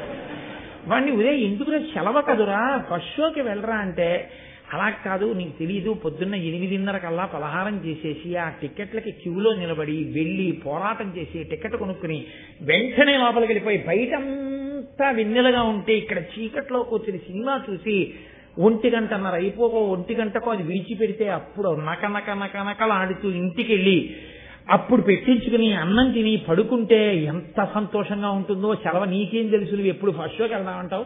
ఆ ఫస్ట్ షోకి వెళ్ళకూడదు, మార్నింగ్ షోకి వెళ్ళాలనేవాడు. వాడికి ఫస్ట్ షోకి వెళ్ళే పిల్ల దొరికితే చాలా కష్టం కదండి. మార్నింగ్ షోకి వెళ్ళే పిల్ల దొరికింది అనుకోండి, వాళ్ళిద్దరు చట్టాపట్టాలు ఎదుగుపోతారు కదా. నేను గుణములు కలవడం చాలా ప్రధానం. అంటే నేను చాలా హేయమైన రీతిలో తీసుకొచ్చి ఉదాహరణ చెప్పాను. గుణములు కలిసాయనుకోండి, వాళ్ళకి నప్పింది, హాయిగా ఉన్నారు, అది ప్రధానం. ఇద్దరూ కలిసి ఉంటే చాలు. కాబట్టి ఇద్దరూ కలిసి ఉంటారు. గుణములు ఇద్దరి పేర్లు కూడా కుదిరేయో, ఇది విచిత్రం అన్నాడు వాసుకి. గుణములే కాదు పేర్లు కూడా కలిసే మీ ఇద్దరికి. నా చెల్లెలి పేరు జరత్కారు, నీ పేరు జరత్కారుడు. బాగుంది కదా చక్కగానే. జరత్కారు జరత్కారు అని వేస్తే చూసేవాళ్ళు ఇదేం వెడ్డింగ్ కార్డు అని తెలబోరు. కాబట్టి ఈ పెళ్లి చేద్దామా అంటే ఆయన కూడా నేను ఇలాంటి పిల్ల కోసమే వెతుక్కుంటున్నాను తప్పకుండా, కాబట్టి పెళ్లి చేసుకుందాం. కానీ మీరు ఇందులో ఈయన స్వభావంలో ఒక గుణం చూడాలి. అది దైవదత్తమో ఇంకొకటో కానీ ఎప్పుడు తనకు నిర్ణయం చేసుకుని ఆ నిర్ణయానికి కట్టుబడిపోవడం ఆయన లక్షణం, ఆ జరత్కారుడికి. కాబట్టి ఇప్పుడు ఆయన ఇదిగో నీకు పిల్లనిస్తున్నాను స్వీకరించు అంటే ఆయన అన్నాడు తప్పకుండా అని. నేను నిన్ను వివాహం చేసుకుంటున్నాను, పణిగ్రహణం చేసి నిన్ను నా పత్ని స్థానంలోకి తీసుకుంటున్నాను. కానీ ఒక్కటి గుర్తుపెట్టుకో, ఎన్నాళ్ళు నువ్వు నన్ను అగౌరవపరచకుండా ఉంటావో అంతకాలం మన ఇద్దరం కలిసి ఉంటాం. నియమాభీరుడకు పతికి పవళు రేలును ఏమరక పరిచరించుచునుండెన్. కత్తి మీద నడిచేవాడు ఎలా నడుస్తాడో అంత జాగ్రత్తగా పగలనక రేయనక ఆయన్ని అనువర్తిస్తూ కాలం గడుపుతాం. సరే, అనవరత భక్తి బాయక తన పతికిన్ ప్రియము చేసి తద్దయు గర్భం వనురక్తి దాల్చియొప్పెను దినకర గర్భయగు పూర్వ దిక్సతివోలెన్. అపారమైనటువంటి అనురాగంతో ఆయన్ని అనుకరించి ఆయనని అనువర్తించిన కారణం చేత భర్త యొక్క అనురాగమును పొందినదై ఆయన అనురాగ ఫలితముగా ఆమె గర్భమును ధరించింది. ఇప్పుడు ఆమె గర్భముతో ఉంటే ఎలా ఉందో చెప్తున్నారు నన్నయ్య గారు. సూర్య భగవానుడనబడేటటువంటిని బిడ్డని ప్రసవించేటటువంటి పూర్వ దిక్కు తూర్పు దిక్కు అనే కాంత ఎలా ఉంటుందో అలా ఉంది. తూర్పు దిక్కు అన్న కాంత కడుపులో సూర్యుడు అన్న పిల్లాన్ని పెట్టుకుని ప్రసవించింది అనుకోండి, పుట్టే పిల్లాడు నెత్తుటి గుడ్డు కదండి పుడతాడు, నెత్తుటి గుడ్డు పుడుతుంది. అందుకని సూర్యోదయం కూడా ఎర్రగా ఉంటుంది. అంతటి నెత్తుటి గుడ్డుని కడుపులో పెట్టుకున్న పూర్వ దిక్కనబడేటటువంటి కాంత ఎలా ఉందో గర్భిణి అయిన జరత్కారు అలా ఉంది. ఎందుకు ఆ మాట అన్నాం? అక్కడ సూర్యోదయం అయితే చీకట్లు పోతాయి, అక్కడ సూర్యోదయం అయితే రాక్షసులు పోతారు. ఇక్కడ ఈవిడ గర్భం పండి పిల్లవాడు పుడితే పాములకి అలుముకున్న చీకట్లు పోతాయి. జరత్కారు వంశంలో ఒక్క వేరు ఉన్నటువంటి దుబ్బులు పట్టుకుని వేలాడుతున్నటువంటి తాత తండ్రులు ఊర్ధ్వలోకాలకు వెళ్ళిపోతారు. కాబట్టి ఇద్దరినీ అనుగ్రహిస్తాడు సూర్యుడు వచ్చి అనుగ్రహించినట్టు. అందుకని పూర్వ దిక్కుతో పోల్చారు ఆవిడ్ని. సరే, ఒకనాడు ఆయన కృష్ణాజినాన్ని ఆసనంగా వేసుకుని పడుకుని భార్య తొడ మీద తలపెట్టుకుని నిద్రపోతున్నాడు జరత్కారుడు.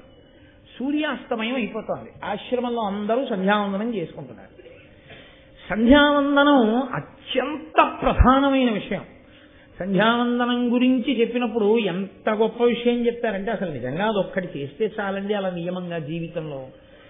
ఏ కారణం చేతనైనా సంధ్యావందనాన్ని విడిచిపెట్టి ఎక్కడికైనా వెళ్ళి మళ్ళీ రాత్రి 10 వస్తాననుకుంటే నియమంగా సంధ్యావందనం చేసి ఆయన ఇంటికి వెళ్ళి చెప్పుకోవాలి, అయ్యా ఈ పూట నేను సంధ్యావందనం చేయలేకపోతున్నాను, మీరు సంధ్యావందనం చేసి అర్ఘ్యం ఇచ్చినటువంటి జలములు కొన్ని తీసి పక్కన పెట్టండి, నేను అక్కడి నుంచి తిరిగి వస్తూనే మీ ఇంటికి వస్తాను, మీరు నాకు తీర్థం ఇచ్చిన తర్వాత వెళ్ళి అప్పుడు నేను భోజనం చేస్తాను లేకపోతే పలహారం చేస్తాను. తప్ప సంధ్యావందనాన్ని మానడానికి వీల్లేదు. అంత ప్రధానమైన విహిత కర్మ సంధ్యావందనం. అందరూ సంధ్యావందనం చేస్తున్నారు, ఈయన నిద్రపోతున్నాడు. పైగా సూర్యోదయ సమయమునందు నిద్రపోకూడదు, నిద్రపోయినా కొంత క్షమార్పణ ఉంటుంది. సూర్యాస్తమయ సమయంలో ఎట్టి పరిస్థితుల్లో నిద్రపోకూడదు. కాబట్టి నిద్రపోతున్నాడు ఒక తప్పు, సంధ్యావందనం చెయ్యట్లేదు ఒక తప్పు. లేపకపోతే వేళ పట్టున సంధ్యావందనం చెయ్యాలి కదా, చేస్తానని నీకు తెలుసు కదా, నేను నిద్రపోతున్నానని లేపకపోవడం నా ధర్మాన్ని చెరచడం, నన్ను అగౌరవపరచడం కాదా? మీ అన్నయ్య ఇంటికి వెళ్ళిపోంటే. 2, నిద్రపోతున్న వాణ్ణి లేపడం కన్నా మహాపాపం లోకంలో ఇంకోటి లేదు.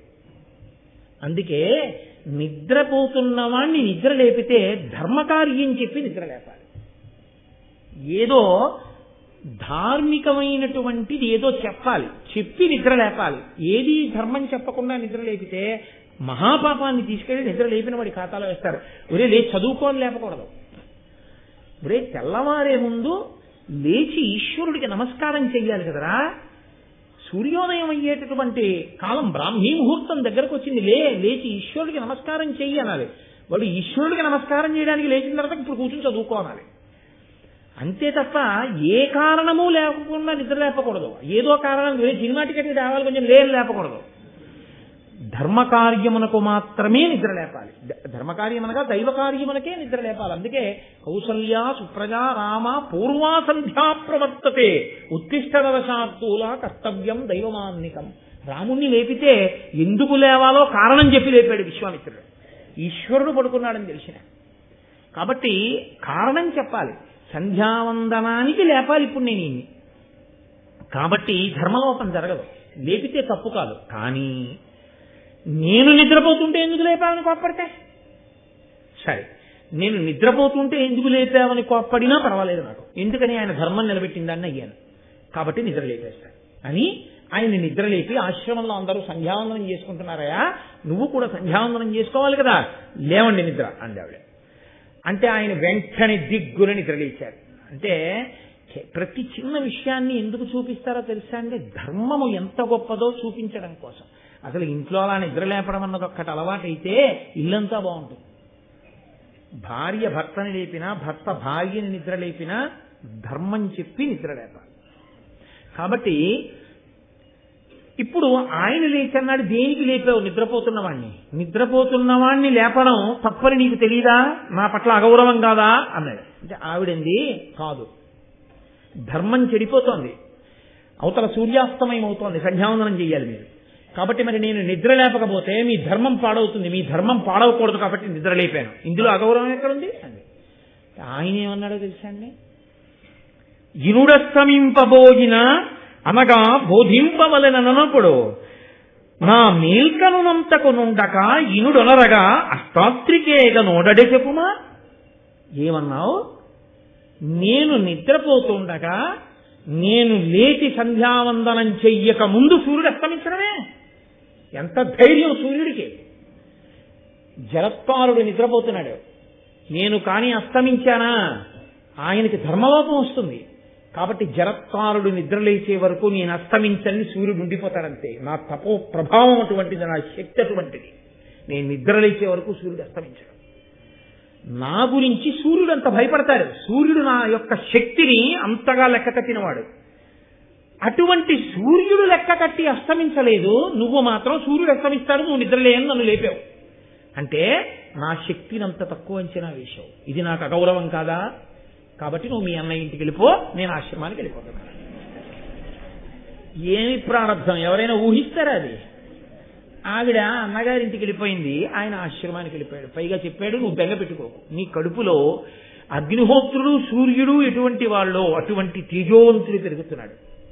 ఆ బిడ్డడు చాలు మన జన్మ తరించింది. అంటే వాళ్ళ జీవితాలు అలా ఉండేవండోయ్.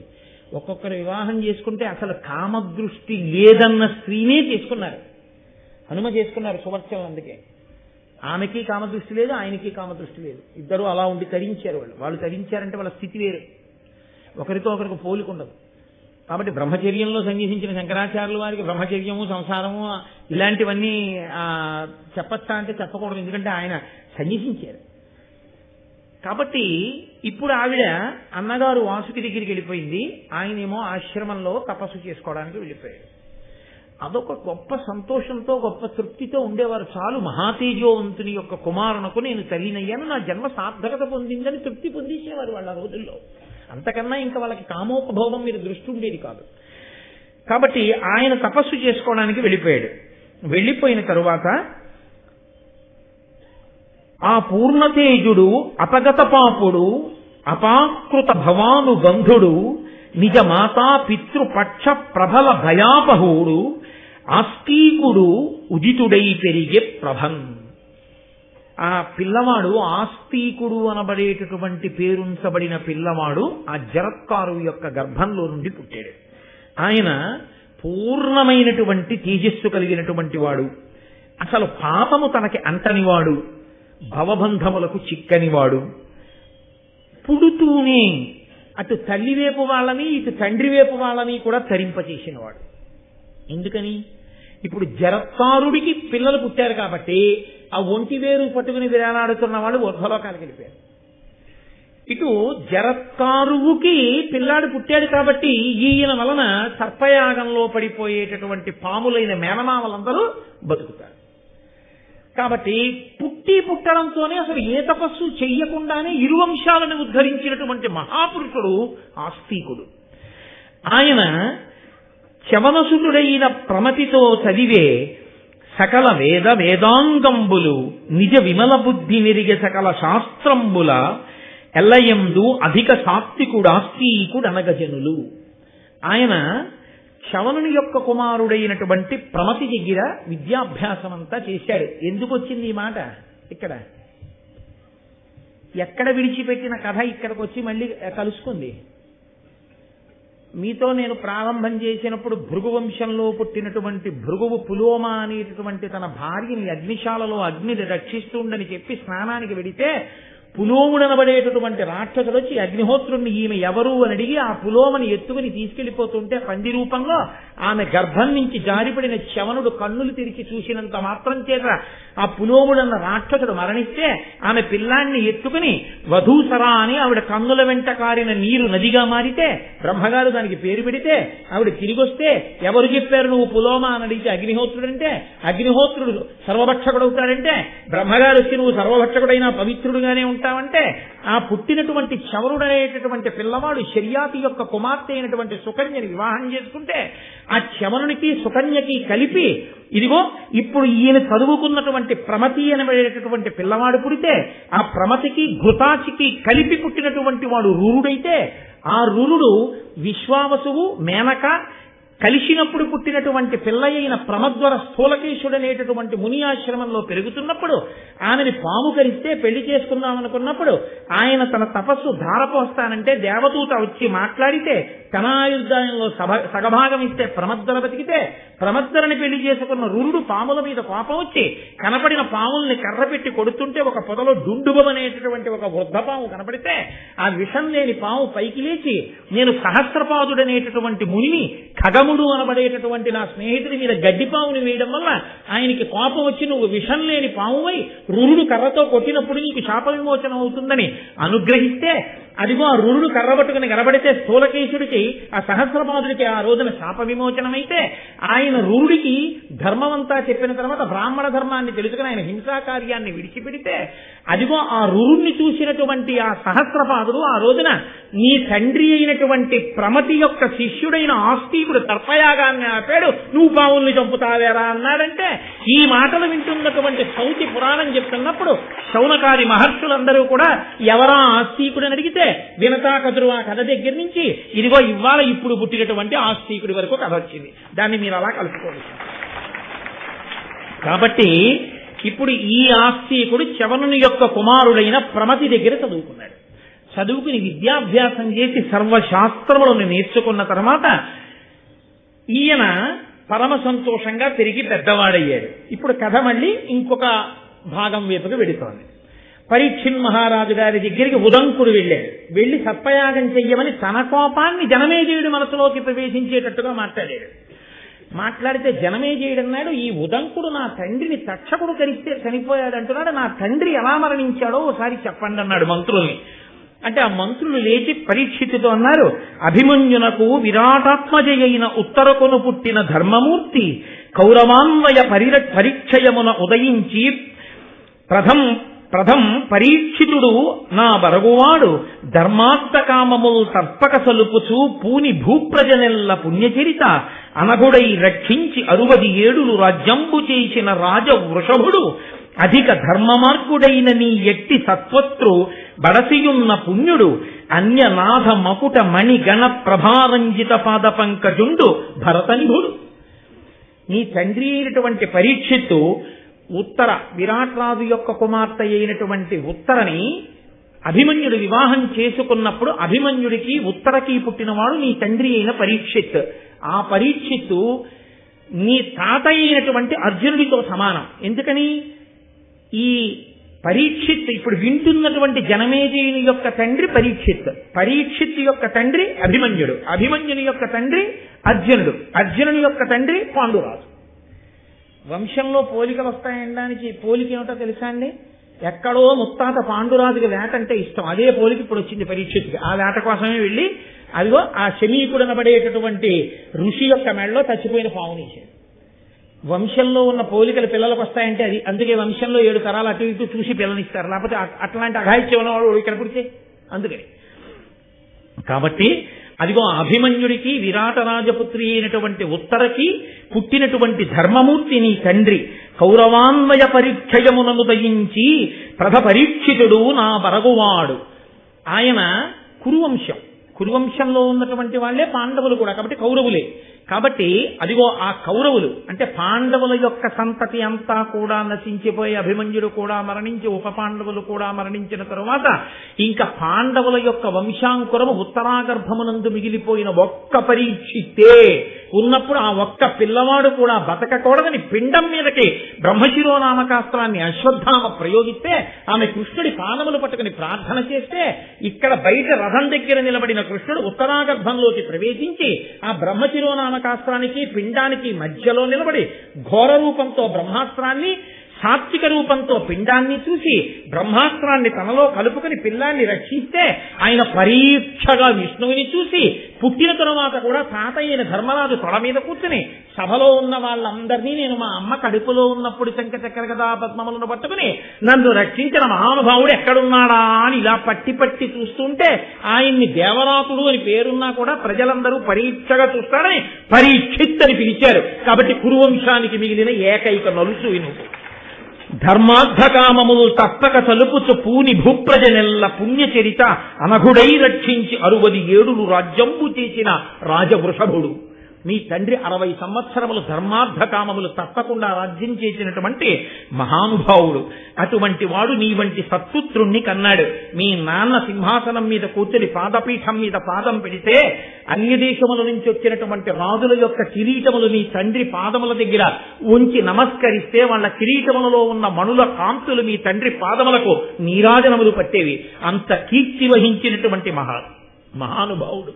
కానీ ఇదిగో మీ వంశంలో ముత్తాత పాండురాజు గారికి ఉన్నటువంటి బలహీనతలాగే మీ తండ్రి కూడా వేటాడడం కోసమని చెప్పి అరణ్యంలోకి ప్రవేశించి వేటాడుతుండగా ఒక లేడి కనబడితే ఆ లేడిని ఎలా అయినా వేటాడి పట్టుకోవాలని తన పరివారం అంతా వెనకబడిపోయి ఎక్కడో ఉండిపోయినా తానొక్కడే ఆ లేడిని వేటాడి తీసుకొస్తానని లేడి వెంట పరిగెడుతూ బాణాన్ని విడిచిపెడితే బాణం తగిలినటువంటి లేడి పరీక్షిత్తుకి దక్కకుండా పారిపోయి శమీకుని యొక్క ఆశ్రమంలోకి వెళ్ళిపోతే లేడిని వెంట తగిలి దాన్ని వేటాడేటటువంటి మిషతో శమీకుడి ఆశ్రమంలోకి వెళ్లి కన్నులు మూసుకుని అంతర్ముఖుడై ధ్యానంలో ఉన్నటువంటి శమీక మహర్షిని ఇటుగా లేడి పరిగెత్తిందా అని అడిగితే బహిర్ముఖుడు కాడు కాబట్టి శమీకుడి జవాబు చెప్పకపోతే ఉద్ధతితో ఆకలి చేత దప్పిక చేత కలిగినటువంటి ప్రకోపం చేత చచ్చిపోయిన పావుని ధనస్సు యొక్క మూపుతో పైకెత్తి ఆయన మెడలో వేస్తే ఆయన కుమారుడైనటువంటి శృంగికి ఈ విషయం తెలిసి నా తండ్రిని ఇంత అగౌరవపరుస్తాడా దేశమేలే రాజని నేటికి 7వ రాజు తక్షకుని యొక్క విషాగ్ని చేత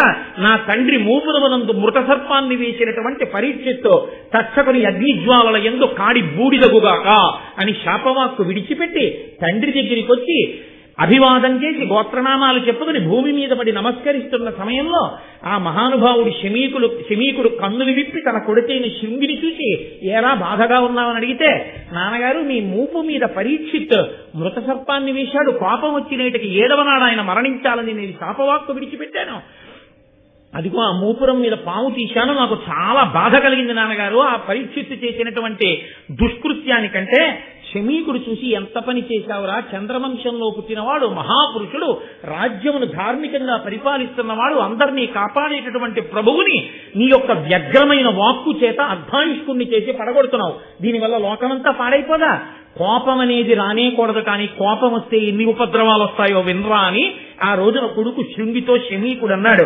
క్రోధమ తపమున్ చెరసును క్రోధమ అణిమాదులైన గుణముల బాపున్ క్రోధమ ధర్మక్రియలకు బాధయగున్ క్రోధిగా తపస్వికి చిన్నే క్రోధము ఆవహించినటువంటి వాని యొక్క తపస్సు చెడిపోతుంది క్రోధము వలన అణిమాది సిద్ధులు గుణములు అన్ని నశించిపోతాయి క్రోధము ధార్మికమైనటువంటి పనులు చెయ్యనివ్వదు క్రోధమున్నటువంటి వాడు ఇక తపస్వి ఎలా అవుతాడు చమలేని తపసితనమును ప్రమత్తు సంపదయు ధర్మ బాహ్య ప్రభు రాజ్యము భిన్న కుంభములతో యముల భట్టుల అధ్రువంబులకు ఇవియల్లన్ క్షమలేని తపసితనమును ఓర్పులేనటువంటి తపస్సు అలాగే పరాకుగా ఉండకపోవడం వల్ల ఐశ్వర్యం నిలబడకపోవడం అనేటటువంటి లక్షణం అంటే పరాకు ఉన్నటువంటి వాడికి ధనం ఉంటుంది పరాకు లేకపోవడం అనేటటువంటి వాడికి ధనం జారిపోయినట్టు ధర్మం విడిచిపెట్టినటువంటి రాజుకి రాజ్యం ఎలా నశిస్తుందో అది తగిలిపోయిన కుండలో పోసినటువంటి నీరు కారిపోయినట్టే క్రోధమున్న వాడికి తపస్సు ఫలించదు ధర్మం విడిచిపెట్టిన వాడికి రాజ్యం నిలబడదు పరాకు లేని వాడికి ఐశ్వర్యం నిలబడదు తగిలిపోయిన కుండలో నీరు పోసిన వాడికి నీరు నిలబడదు కాబట్టి నీకెందుకురా తపస్సు ఇంత క్రోధం ఉన్న వాడికి నీకు తపస్సు ఫలిస్తుందా ఎంత తప్పు పని చేశావురా అని గౌరముఖుడు అనబడేటటువంటి ఒక మునిని పిలిచి నేటికి 7వ రోజున మరణించాలని రాజుకి నా కొడుకు శాపం ఇచ్చాడు వెంటనే భద్రతా ఏర్పాట్లు చేసుకుని మంత్రతంత్రములు తెలిసిన్నటువంటి నిపుణులైన బ్రాహ్మణుల్ని పక్కన పెట్టుకుని ఎంత మాత్రమూ పరాకు లేకుండా తనను తాను రక్షించుకోమని పరీక్షిత్ మహారాజుకి నా వాక్కుగా చెప్పండని ఆ గౌరముఖుడనబడేటటువంటి మునిని పరీక్షిత్తు దగ్గరికి పంపిస్తే ఈయన వెళ్లి పరీక్షిత్తుకి చెప్తే శమీక మహర్షి కొడుకుని అడిగాడు ఆ రోజున నువ్వు వెనక్కి తీయలేవా నీ శాపాన్నని నాన్నగారు నేనేం చెయ్యలేని ఇప్పటికే నేను విడిచిపెట్టిన శాపవాక్కు తక్షకుడిలో ప్రచోదనం చేసి బయలుదేరిపోయి ఉంటాడు కలవడానికి పరీక్షిత్తుని అన్నాడు ఆ మాట చెప్పినట్టుగానే మహానుభావుడు బయలుదేరి గబగబా వచ్చేస్తున్నాడు వచ్చి ఇంకా పరీక్షిత్తుని కాటు వెయ్యాలి అది 7వ రోజు ఇంకా ఆ ఒక్క రోజు దాటిపోయిందా ఇక పరీక్షిత్తు బతికేస్తాడు కాబట్టి ఆయన ఒక పెద్ద ఒంటి స్తంభపు మేడ కట్టుకుని మంత్రతంత్రములు తెలుసున్న వాళ్ళందరినీ పక్కన పెట్టుకుని సకలోర్వీషుడు అతి ప్రయత్నపరుడై సర్వక్రియా దక్ష తక్షకోటుల్ పనిచేయగా ఘనతరైక స్తంభహర్మ్యంబు తక్షక భీతిని రసిగించి పంచి దృఢరక్షం దానిలో నుండి బాయక రాత్రిన్ దివ జాగరూక హిత భృత్యామాచ్య వర్గంబుతోన్ ఆయన బోలెడంత మంది వడ్రంగుల్ని కార్మికుల్ని పిలిచి ఒంటి స్తంభపు మేడ కట్టించుకుని అందులో తన యొక్క భృత్యుల్ని మంత్రుల్ని చుట్టూ పెట్టుకుని విషాన్ని విరగొట్టగలిగినటువంటి మంత్రాలు తెలుసున్న వాళ్ళని తంత్ర నిపుణుల్ని సిద్ధంగా పెట్టుకుని అందులోనే ఉంటూ 7 రోజులు అయ్యే వరకు నేను కిందకి దిగిరానని ఆ ఒంటి స్తంభపు మేడలో కూర్చున్నాడు. కూర్చునుండగా 7వ రోజు వచ్చింది. బయలుదేరాడు. ఎవరు? తక్షకుడు. ఆయన్ని కరుస్తాను. ఈలోగా బ్రహ్మగారు ఏం చేశారంటే, ఈ లోకంలో పాములు ఎవరిని పడితే వాళ్ళని కరిచేస్తున్నాయి, కరిస్తే పాపం చనిపోతున్నారు, పాము కరిస్తే చనిపోకుండా బ్రతికి ఉండడానికి నేను కశ్యపుడు అనేటటువంటి ఋషికి పాము యొక్క విషాన్ని విరగ్గొట్టగలిగినటువంటి మంత్రాన్ని ఉపదేశం చేస్తానని సాక్షాత్తుగా చతుర్ముఖ బ్రహ్మగారే కశ్యప మహర్షికి ఉపదేశం చేశారు. ఆ కశ్యప మహర్షి ఎంత గొప్పవాడంటే, ఆయన నేను బయలుదేరి వెళ్లి లోకాన్ని రక్షించగలిగిన ప్రజ్ఞావంతుడు కనుక పరీక్షిత్తుని తక్షకుడు కరిస్తే మరణించబోయే రాజు యొక్క శరీరంలోని విషాన్ని విరగ్గొట్టి నేను పరీక్షిత్తుని రక్షిస్తానని కశ్యపుడు బయలుదేరాడు. ఇద్దరూ బయలుదేరారు. వృద్ధ బ్రాహ్మణ వేషంలో తక్షకుడున్నాడు, కశ్యపుడు వెళుతున్నాడు. ఇద్దరూ కలుసుకున్నారు. దారిలో కలుసుకున్న తరువాత అడిగాడు, ఏమయ్యా నువ్వెవరెక్కడికి వెడుతున్నావు అన్నాడు. అంటే కశ్యప ఋషి అన్నాడు, నేను రాజుని ఇవాళ 7వ రోజు తక్షకుడు కలుస్తాడు, కరిచినప్పుడు నేను ఆయన్ని మళ్లీ విషం పోగొట్టి బ్రతికించడానికి వెడుతున్నానన్నాడు. పిచ్చివాడా, నువ్వు ఆ కోరిక విడిచిపెట్టు, వజ్రాయుధం తగిలినవాడు బతుకుతాడేమో, తక్షకుడు కరిచినవాడు బతకడు. నేనే తక్షకుడిని. నేను ఒకసారి కరిస్తే బూది కుప్పగా పడిపోతాడు, మనిషి బతికుండడం కాదు, కాబట్టి నువ్వు బ్రతికించలేవన్నాడు. ఆయన అన్నాడు, బూది కుప్పగా నువ్వు చేసినా నేను బ్రతికించగలను. అయితే ఏది, ఇక్కడ పెద్ద మర్రి చెట్టు ఉంది, దాని కొమ్మలు ఎంత దూరం వ్యాపించాయో తెలియట్లా, పచ్చటి చెట్టు, దీని మొదట్లో కరుస్తాను, బూడిద కుప్పగా పడిపోతుంది, బ్రతికించి చూస్తానన్నాడు. తక్షకుడు కాటు వేశాడు, అది బూది కుప్ప కింద పడిపోయింది చెట్టు. వెంటనే ఈ కశ్యప ఋషి బ్రహ్మగారు తనకి ఉపదేశం చేసినటువంటి మంత్రాన్ని జపం చేసి ప్రయోగించాడు. వెంటనే ఆ మర్రి చెట్టు మళ్ళీ వచ్చేటప్పటికి తక్షకుడు ఆశ్చర్యించాడు. అయితే ఈ విషయం ఎలా తెలిసింది హస్తినాపురంలో అంటారేమో, ఒక వ్యక్తి కర్ర పుల్లలు ఏరుకుందామని అరణ్యంలోకి వచ్చి ఆ మర్రి చెట్టు మీదకి వచ్చి ఎండు పుల్లలు విరుచుకుంటున్నాడు. అకస్మాత్తుగా వీళ్ళిద్దరూ మాట్లాడుకుని తక్షకుడు కరవడంలో ఈ వ్యక్తి కూడా కాలి బూడిదైపోయి కింద పడిపోయాడు. మళ్లీ కశ్యప ఋషి మంత్రప్రభావం చేత చెట్టుతో పాటు ఆయన కూడా బతికాడు. ఆయన తర్వాత పరిగెత్తుకుంటూ హస్తినాపురానికి వెళ్ళి ఈ విషయం అంతా చెప్పాడు. వాళ్ళిద్దరూ ఇలా మాట్లాడుకున్నారని, అందువల్ల బయటకు వచ్చింది లోకంలో. కాబట్టి ఇప్పుడు తక్షకుడు అన్నాడు, నేను కాటు వెయ్యడం అనేటటువంటిది పరమ సత్యం, కాటు వేసేస్తాను, నువ్వెందుకు ఆయన్ని బతికించాలనుకుంటున్నావు?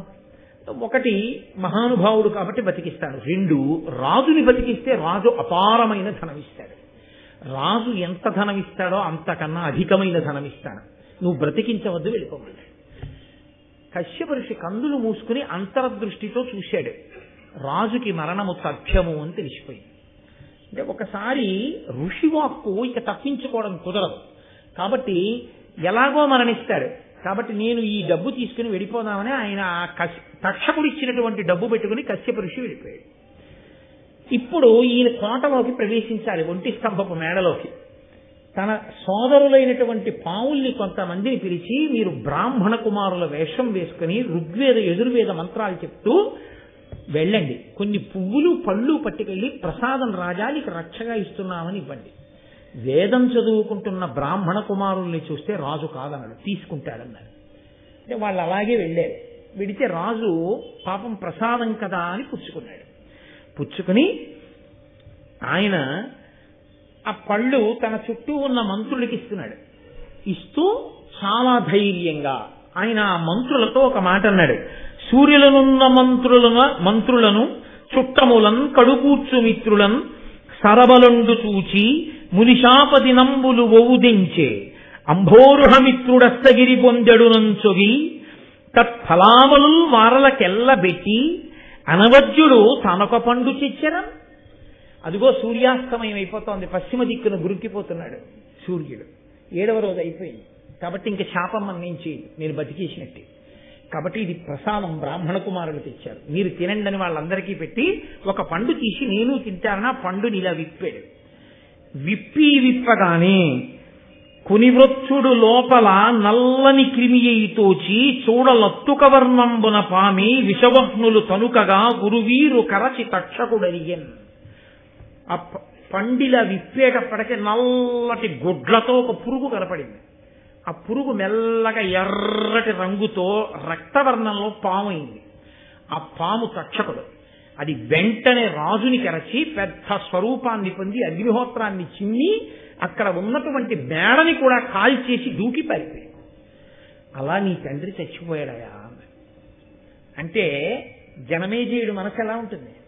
ఆయన చాలా వ్యగ్రత పొందాడు తక్షకుడి మీద. నిజంగా కూడా తక్షకుడు యుక్తాయుక్త విచక్షణ లేని పావు.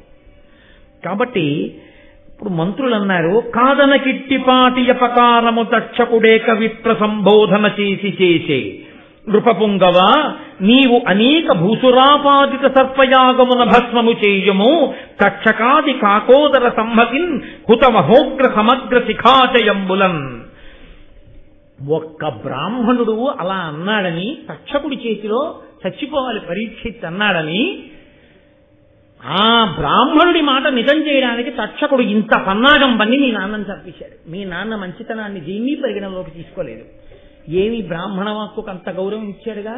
ఏది నువ్వు బ్రాహ్మణుల్ని తీసుకొచ్చి యాగం చేయి, యాగం చేసి మొత్తం పావుల సంతట్ని అగ్నిహోత్రంలో పారాయి, తక్షకుడిని కూడా తిని ఆయన్ని కూడా మనం. కాబట్టి నువ్వు ప్రతీకారం చెయ్యవలసిందే, చెయ్యి యాగం అన్నాడు. అనగానే ఆయన అన్నాడు, అయితే యాగశాల నిర్మాణం చెయ్యండి, ఋత్విక్కుల్ని పిలవండి, నేను యాగ దీక్ష తీసుకుంటున్నాను అన్నాడు. దీక్ష అన్న మాట యాగమునకే అనువర్తిస్తుంది. కాబట్టి నేను దీక్షితుడిని అవుతున్నానన్నాడు. యాగశాల నిర్మాణం చేశారు. యాగశాల నిర్మాణం చేసినా, ఇల్లు కట్టినా వాస్తు అన్నదానికి దాని యొక్క ప్రభావం దానికి ఉంటుంది అని శాస్త్రం చెప్తాం. ఎవరు ఏ మాటలు చెప్పినా మనం శాస్త్రాన్ని నమ్మిన వాళ్ళమైనప్పుడు మనం అలాగే మాట్లాడవలసి ఉంటుంది, మనం అలాగే పాటించవలసి ఉంటుంది.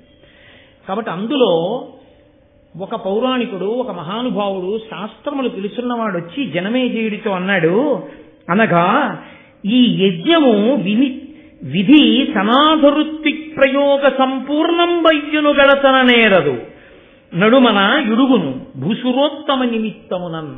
ఈ యాగశాల నిర్మాణంలో దోషం ఉంది.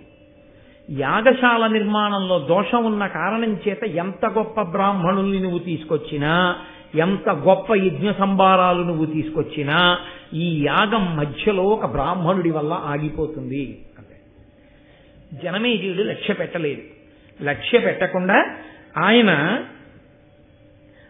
ఆ యాగం చెయ్యడం కోసం అని చెప్పేసి సిద్ధపడ్డాడు. జనమేజయుడి యొక్క భార్య కాశీరాజు యొక్క కుమార్తె అయిన వపుష్టమ. ఆ వపుష్టమతో కలిసి భార్య లేనివాడు యాగం చేయడానికి అర్హుడు కాడు. కాబట్టి భార్యాసహితుడై యజ్ఞదీక్షితుడై ఆ సర్పయాగం చెయ్యడానికి కూర్చున్నాడు. బ్రాహ్మణులందరూ కూర్చున్నారు. ఒక్కొక్క పాము పేరు పిలుస్తున్నారు. పిలిస్తే వచ్చి అతి వేదాకుల చిత్తులై పడి రుదాప్తాసీ విషాగ్నుల్ సితాసిత పీతారుణ వర్ణదేహులు నవాశ్రుగ్రక్త నేత్రుల్ మహోన్నతులేక త్రిక పంచ సప్త నవ నానామస్తకుల్ పల్వురు ఉద్ధత నాగేంద్రులు బ్రహ్మదండ హతి ఆర్తధ్వానులైవ శిలోన్. బ్రహ్మదండం పెట్టి కొడితే పడిపోయినట్టుగా ఒక్కొక్క పేరు చెప్పి బ్రాహ్మణులు పిలుస్తుంటే ఋత్విక్కులు 1 పడగ పాము, 3 పడగల పాములు, 5 పడగల పాములు, 9 పడగల పాములు, పెక్కుతలలు కలిగినటువంటి పాములు, పసుపు రంగు పాములు, తెల్ల రంగు పాములు, ఎర్ర రంగు పాములు, నల్ల రంగు పాములు, పొడుగు పాములు, పొట్టి పాములు, లావు పాములు, సన్న పాములు, ఇన్ని పాములు ఆకాశంలో గిరగిరా తిరుగుతూ విషాన్ని చిమ్ముతూ అగ్నిహోత్రంలో పడిపోయి తలలు పగిలిపోతుంటే పెగిళ్ళ శబ్దం చేస్తూ అరుస్తూ విషం జిమ్ముతూ అగ్నిహోత్రంలో కాలిపోతుంటే దిక్చక్రమంతా సర్పముల యొక్క వింత ధ్వనులతో మారుమోగిందిట. అలా అందరూ చిత్ర విచిత్రంగా ఇదేమి యాగమని చూస్తుండగా ఆకాశంలోంచి రంగురంగుల పాములు, అనేక తలల పాములు వచ్చి ఆ యాగంలో పడిపోయి అగ్నిహోత్రంలో కాలిపోతున్నాయి. తక్షకుడు భయపడిపోయి తక్షకుడతి భీతుండై ఈ క్షణమున అరిగే సురగణాధిప నన్ను రక్షింపుమ రక్షింపుమ రక్షింపుమయనుచు ఆ పురందరు కడకు. తక్షకుడు భయపడిపోయి, దేవేంద్రుడు ఆయనకి స్నేహితుడు, వెళ్ళి రక్షించు రక్షించు రక్షించు అని ఇంద్రుడి తాట దాక్కున్నాడు. ఇంద్రుడు బ్రహ్మగారు చెప్పిన మాట విని, కొన్ని పాములు బతుకుతాయన్న మాట విని ఆగరా, కంగారు పడకు, ఆ యాగాన్ని ఆపుతాడు ఒక బ్రాహ్మణుడు వచ్చి, నువ్వు బ్రతుకుతావు, అలా కూర్చో, బెంగ పెట్టుకోకని చెప్పి ఆయన ఆ తక్షకుణ్ణి ఇంద్రలోకంలో కూర్చోపెట్టాడు. ఇంతలోకే మహానుభావుడు వాసుకి గబగబా పరిగెత్తుకుంటూ చెల్లెలి దగ్గరికి వెళ్ళాడు. వెళ్ళి, అమ్మా, ఈ మహానుభావుడు జనమేజయుడు చేస్తున్న యజ్ఞంలో నీ సోదరులమైనటువంటి మా జాతి అంతా పడిపోతోంది, ఇప్పటికే కొన్ని లక్షల పాములు కాలిపోయాయి, వెంటనే నా మేనల్లుడైన ఆస్తికుణ్ణి పంపించమ్మా, నీ పేరు జరత్కారు, నిన్ను జరత్కారునకిచ్చి వివాహం చేసింది మీ ఇద్దరికీ పుట్టే పిల్లాడి వల్ల సర్పజాతిని కాపాడడానికి, కాబట్టి వెంటనే నీ కొడుకుని పంపు అన్నాడు. అంటే కడవడి మున్ను వస్నింగడు కొని పడినవియు కాని కద్రాసుతులం పడనీకింక అవశ్యము నుడిగింతును సర్పయాగ మోడకుడింకన్.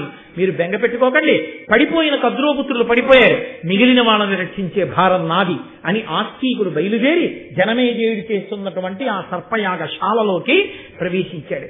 ప్రవేశించగానే మహాతేజోమూర్తి ఆ ఆస్తికుడు నడిచొస్తుంటే రాజు ఋత్విక్కులు అందరూ ఆయన వంక చూస్తున్నారు.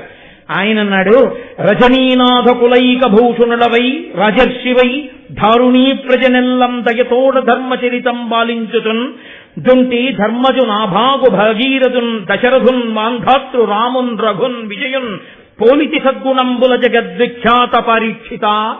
మహానుభావ పరీక్షిత్తు, నీవు రజనీనాథ కులైక భూషణుడవై రాజర్షివై, చంద్రవంశంలో పుట్టినటువంటి గొప్ప రాజువై రాజర్షివై, ప్రజలందరినీ దయతో ధర్మంతో పరిపాలన చేస్తూ ఆనాడు ధర్మరాజు నాభాగుడు భగీరథుడు దశరథుడు మాంధాత రాముడు రఘుమహారాజు అర్జునుడు ఎలా పరిపాలన చేశారో అలా పరిపాలించావయ్యా.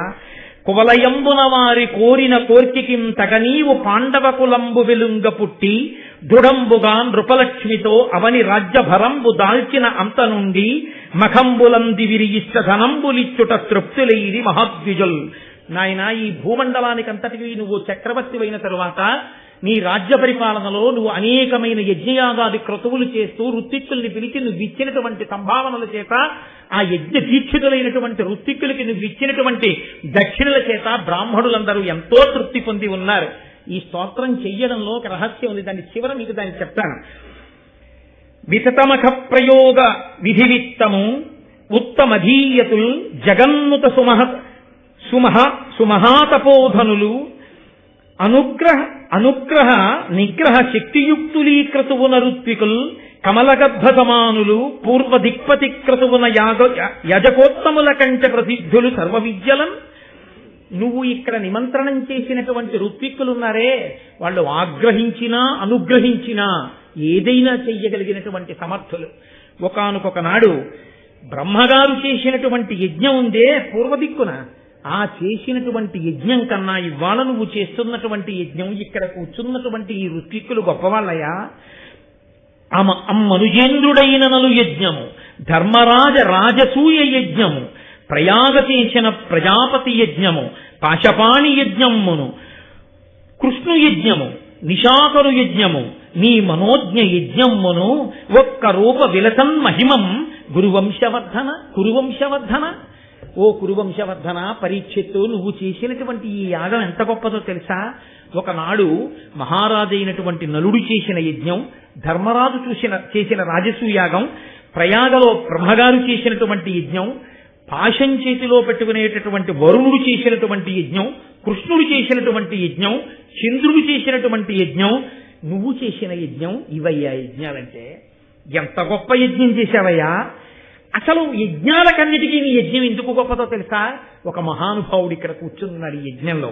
విద్వన్ముఖ్యుడు ధర్మమూర్తి త్రిజగద్విఖ్యాత తేజుండు కృష్ణ ద్వైపాయనుడే బుధించి సుత శిష్య బ్రహ్మ సంఘంబుతో తద్వద్యుండు సదస్యుడయ్యే అని శక్యంబ వర్ణింప సాక్షాత్ విష్ణుండవ నీవు భూపతులలో కౌరవ్య వంశాగ్రని.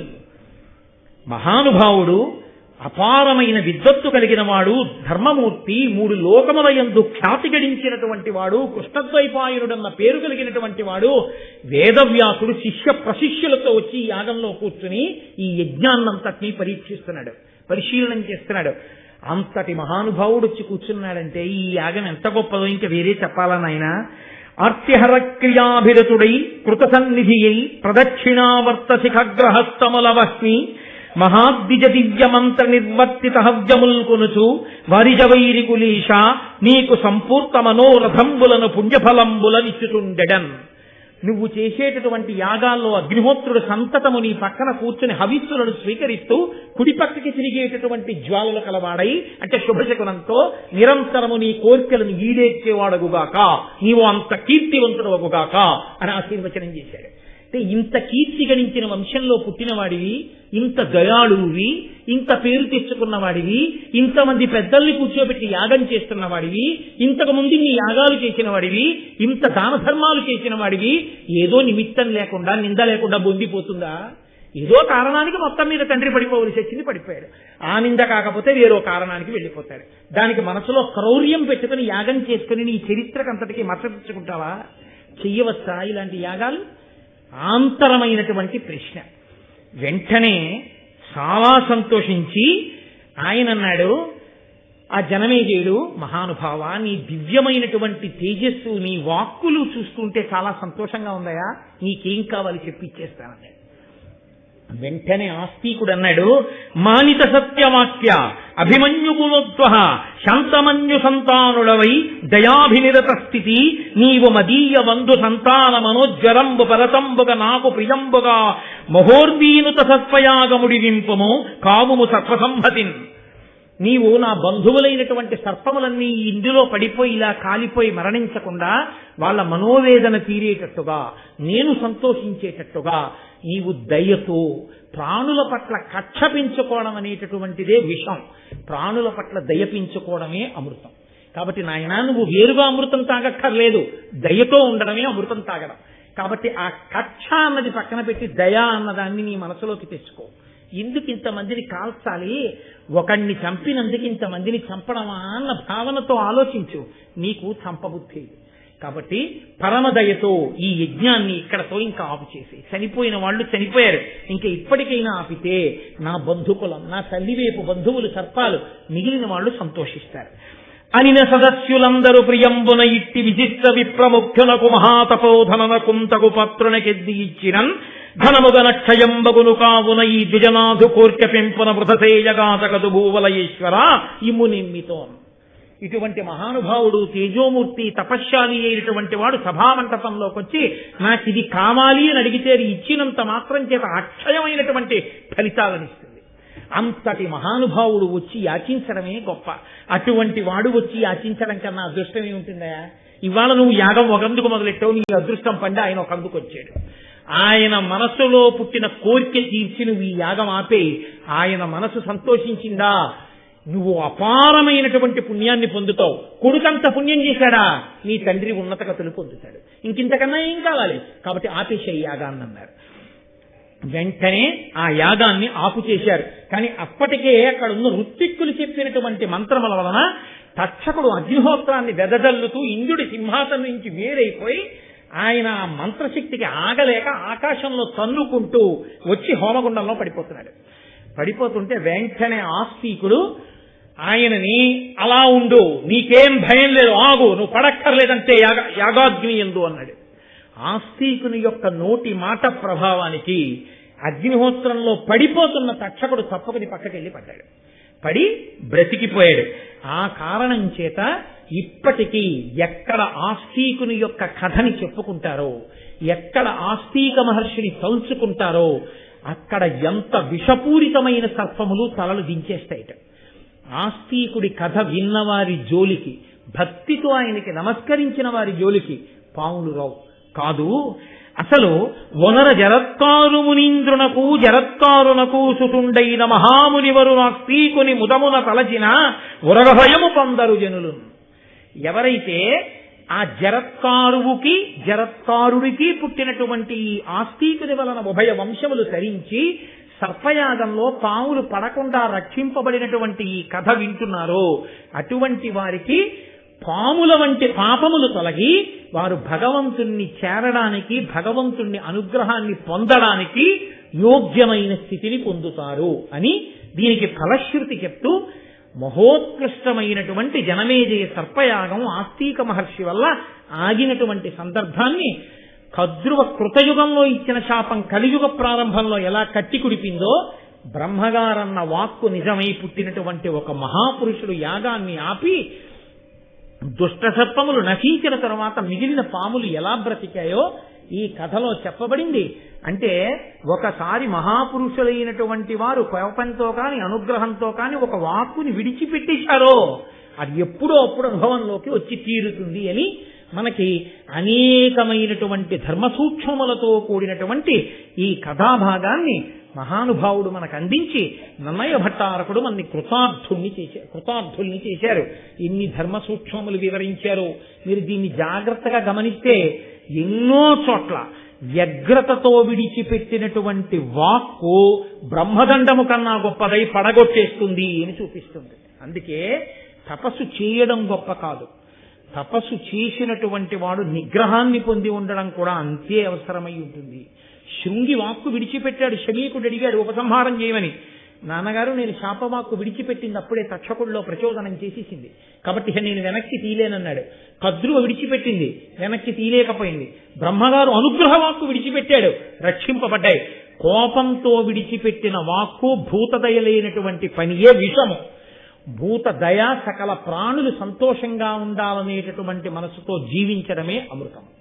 కాబట్టి నువ్వు అమృతము తాగి ఉండాలి అన్న కోరిక నీకు ఉంటే నువ్వు భూతదయతో అందరి పట్ల కారుణ్యంతో సంతోషంగా భగవంతుణ్ణి అందరి యందు చూస్తూ ప్రేమతో జీవించడమే మార్గము అని అన్యాపదేశంగా నన్నయ్య భట్టారకుడు ఋషితుల్యుడు కనుక సమస్త జాతికి ఉద్బోధ చేసి కక్షలు కార్పణ్యములు మంచివి కావని ఉద్బోధ చేసినటువంటి పరమోత్కృష్టమైన వాక్కుతో ఈనాటి ఈ ఉపన్యాసాన్ని పూర్తి చేస్తూ రేపటి రోజు నుంచి చెప్పేటటువంటి ఘట్టములన్నీ కూడా నేను ఇది ఏదో మీకు ఆ కాకతాళీయంగా చెప్తున్న మాట అని మీరు స్వీకరించద్దు. కేవలముగా ఇక రేపటి నుంచి వచ్చేటటువంటివన్నీ కూడా మహాత్ముల యొక్క జననములు. ఎటువంటి మహాత్ములంటే వేదవ్యాస జననం, భీష్మాచార్యుని అవతరణ, తర్వాత పాండవులు పుట్టడం, ఇంకా అంతా కూడా మహాపురుషుల యొక్క జననములు. మీకు ఆశ్చర్యం ఏమిటో తెలుసా? ఈ మహాపురుషుల జననం జరిగేటప్పుడు ఎంతమంది దేవతలో వస్తారు, కథలో వచ్చి అనుగ్రహిస్తారు. వాగ్రూపంగా ఇంతమంది దేవతలు ఆది పర్వంలో రావడం పూర్తవగాని 5, 6, 7 తారీఖుల్లో చెప్పుకున్న భారతంలో దేవతల్ని పిలిచిన పిలుపు వృథా అవ్వకుండా అది ఈశ్వరుడు అనుగ్రహం. అంటే 5, 6, 7 తారీఖుల్లో పక్కన బ్రహ్మాండమైన యాగశాల నిర్మాణం జరుగుతుంది. ఇంకా మీరు రోజు చూద్దరుగా నా యాగశాల నిర్మాణం అది. గాయత్రీ మహామంత్రానికి 24 అక్షరాలైతే 24 మంది మహాతేజోవంతులు గొప్పగా వేదం చదువుకున్నటువంటి ఋత్విక్కులు వస్తారు. 24 మంది ఋత్విక్కులు అక్కడ బ్రహ్మాండమైన యాగం చేసి దేవతలందరికీ హవిస్సులు ఇస్తారు. మనం ఆ యాగశాలకి ప్రదక్షిణం మహాభారత శ్రవణం.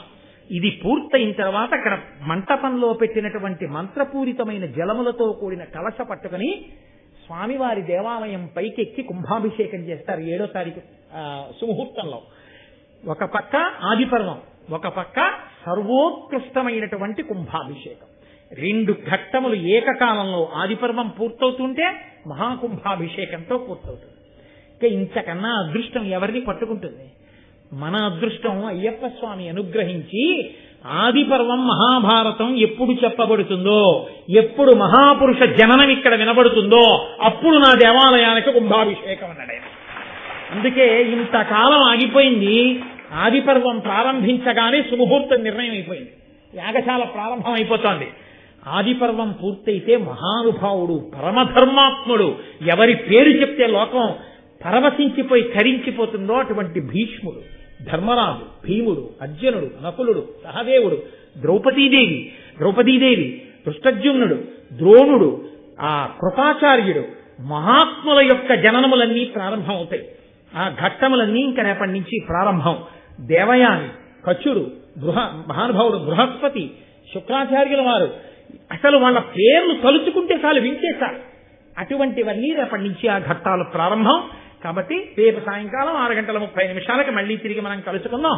నేను 8 గంటల సమయాన్ని దాటిపోయినందుకు నన్ను ఇవాళ ప్రేమతో మన్నించవలసిందిగా గోపాలకృష్ణ గారిని వేడుకుంటూ ఇక దాని మీద ఒక్క మాట కూడా మాట్లాడద్దని కోరుకుంటూ మంగళాశాసన పరైమదాచార్య పురోగమై సర్వైశ్చ పూర్వైరాచార్యై సత్కృతాయాస్తు మంగళం మంగళం కోసలేంద్రాయ మహనీయ గుణాత్మనే చక్రవర్తి తనూజాయ సర్వభౌమాయ మంగళం ఉమాకాంతాయ కాంతాయ కామితార్థప్రదాయినే శ్రీగిరీశాయ దేవాయ మలినాథాయ మంగళం కరచరణకృతం వా కర్మవాక్కాయజం వా శ్రవణనైనజం వా మానసం వా పరాధం విహితం వా సర్వమేత్తక్షమస్వ శివ శివ కరుణాబ్ధే శ్రీ మహాదేవ శంభో సర్వం శ్రీ ఉమామహేశ్వర పరబ్రహ్మార్పణమస్తు స్వస్తి.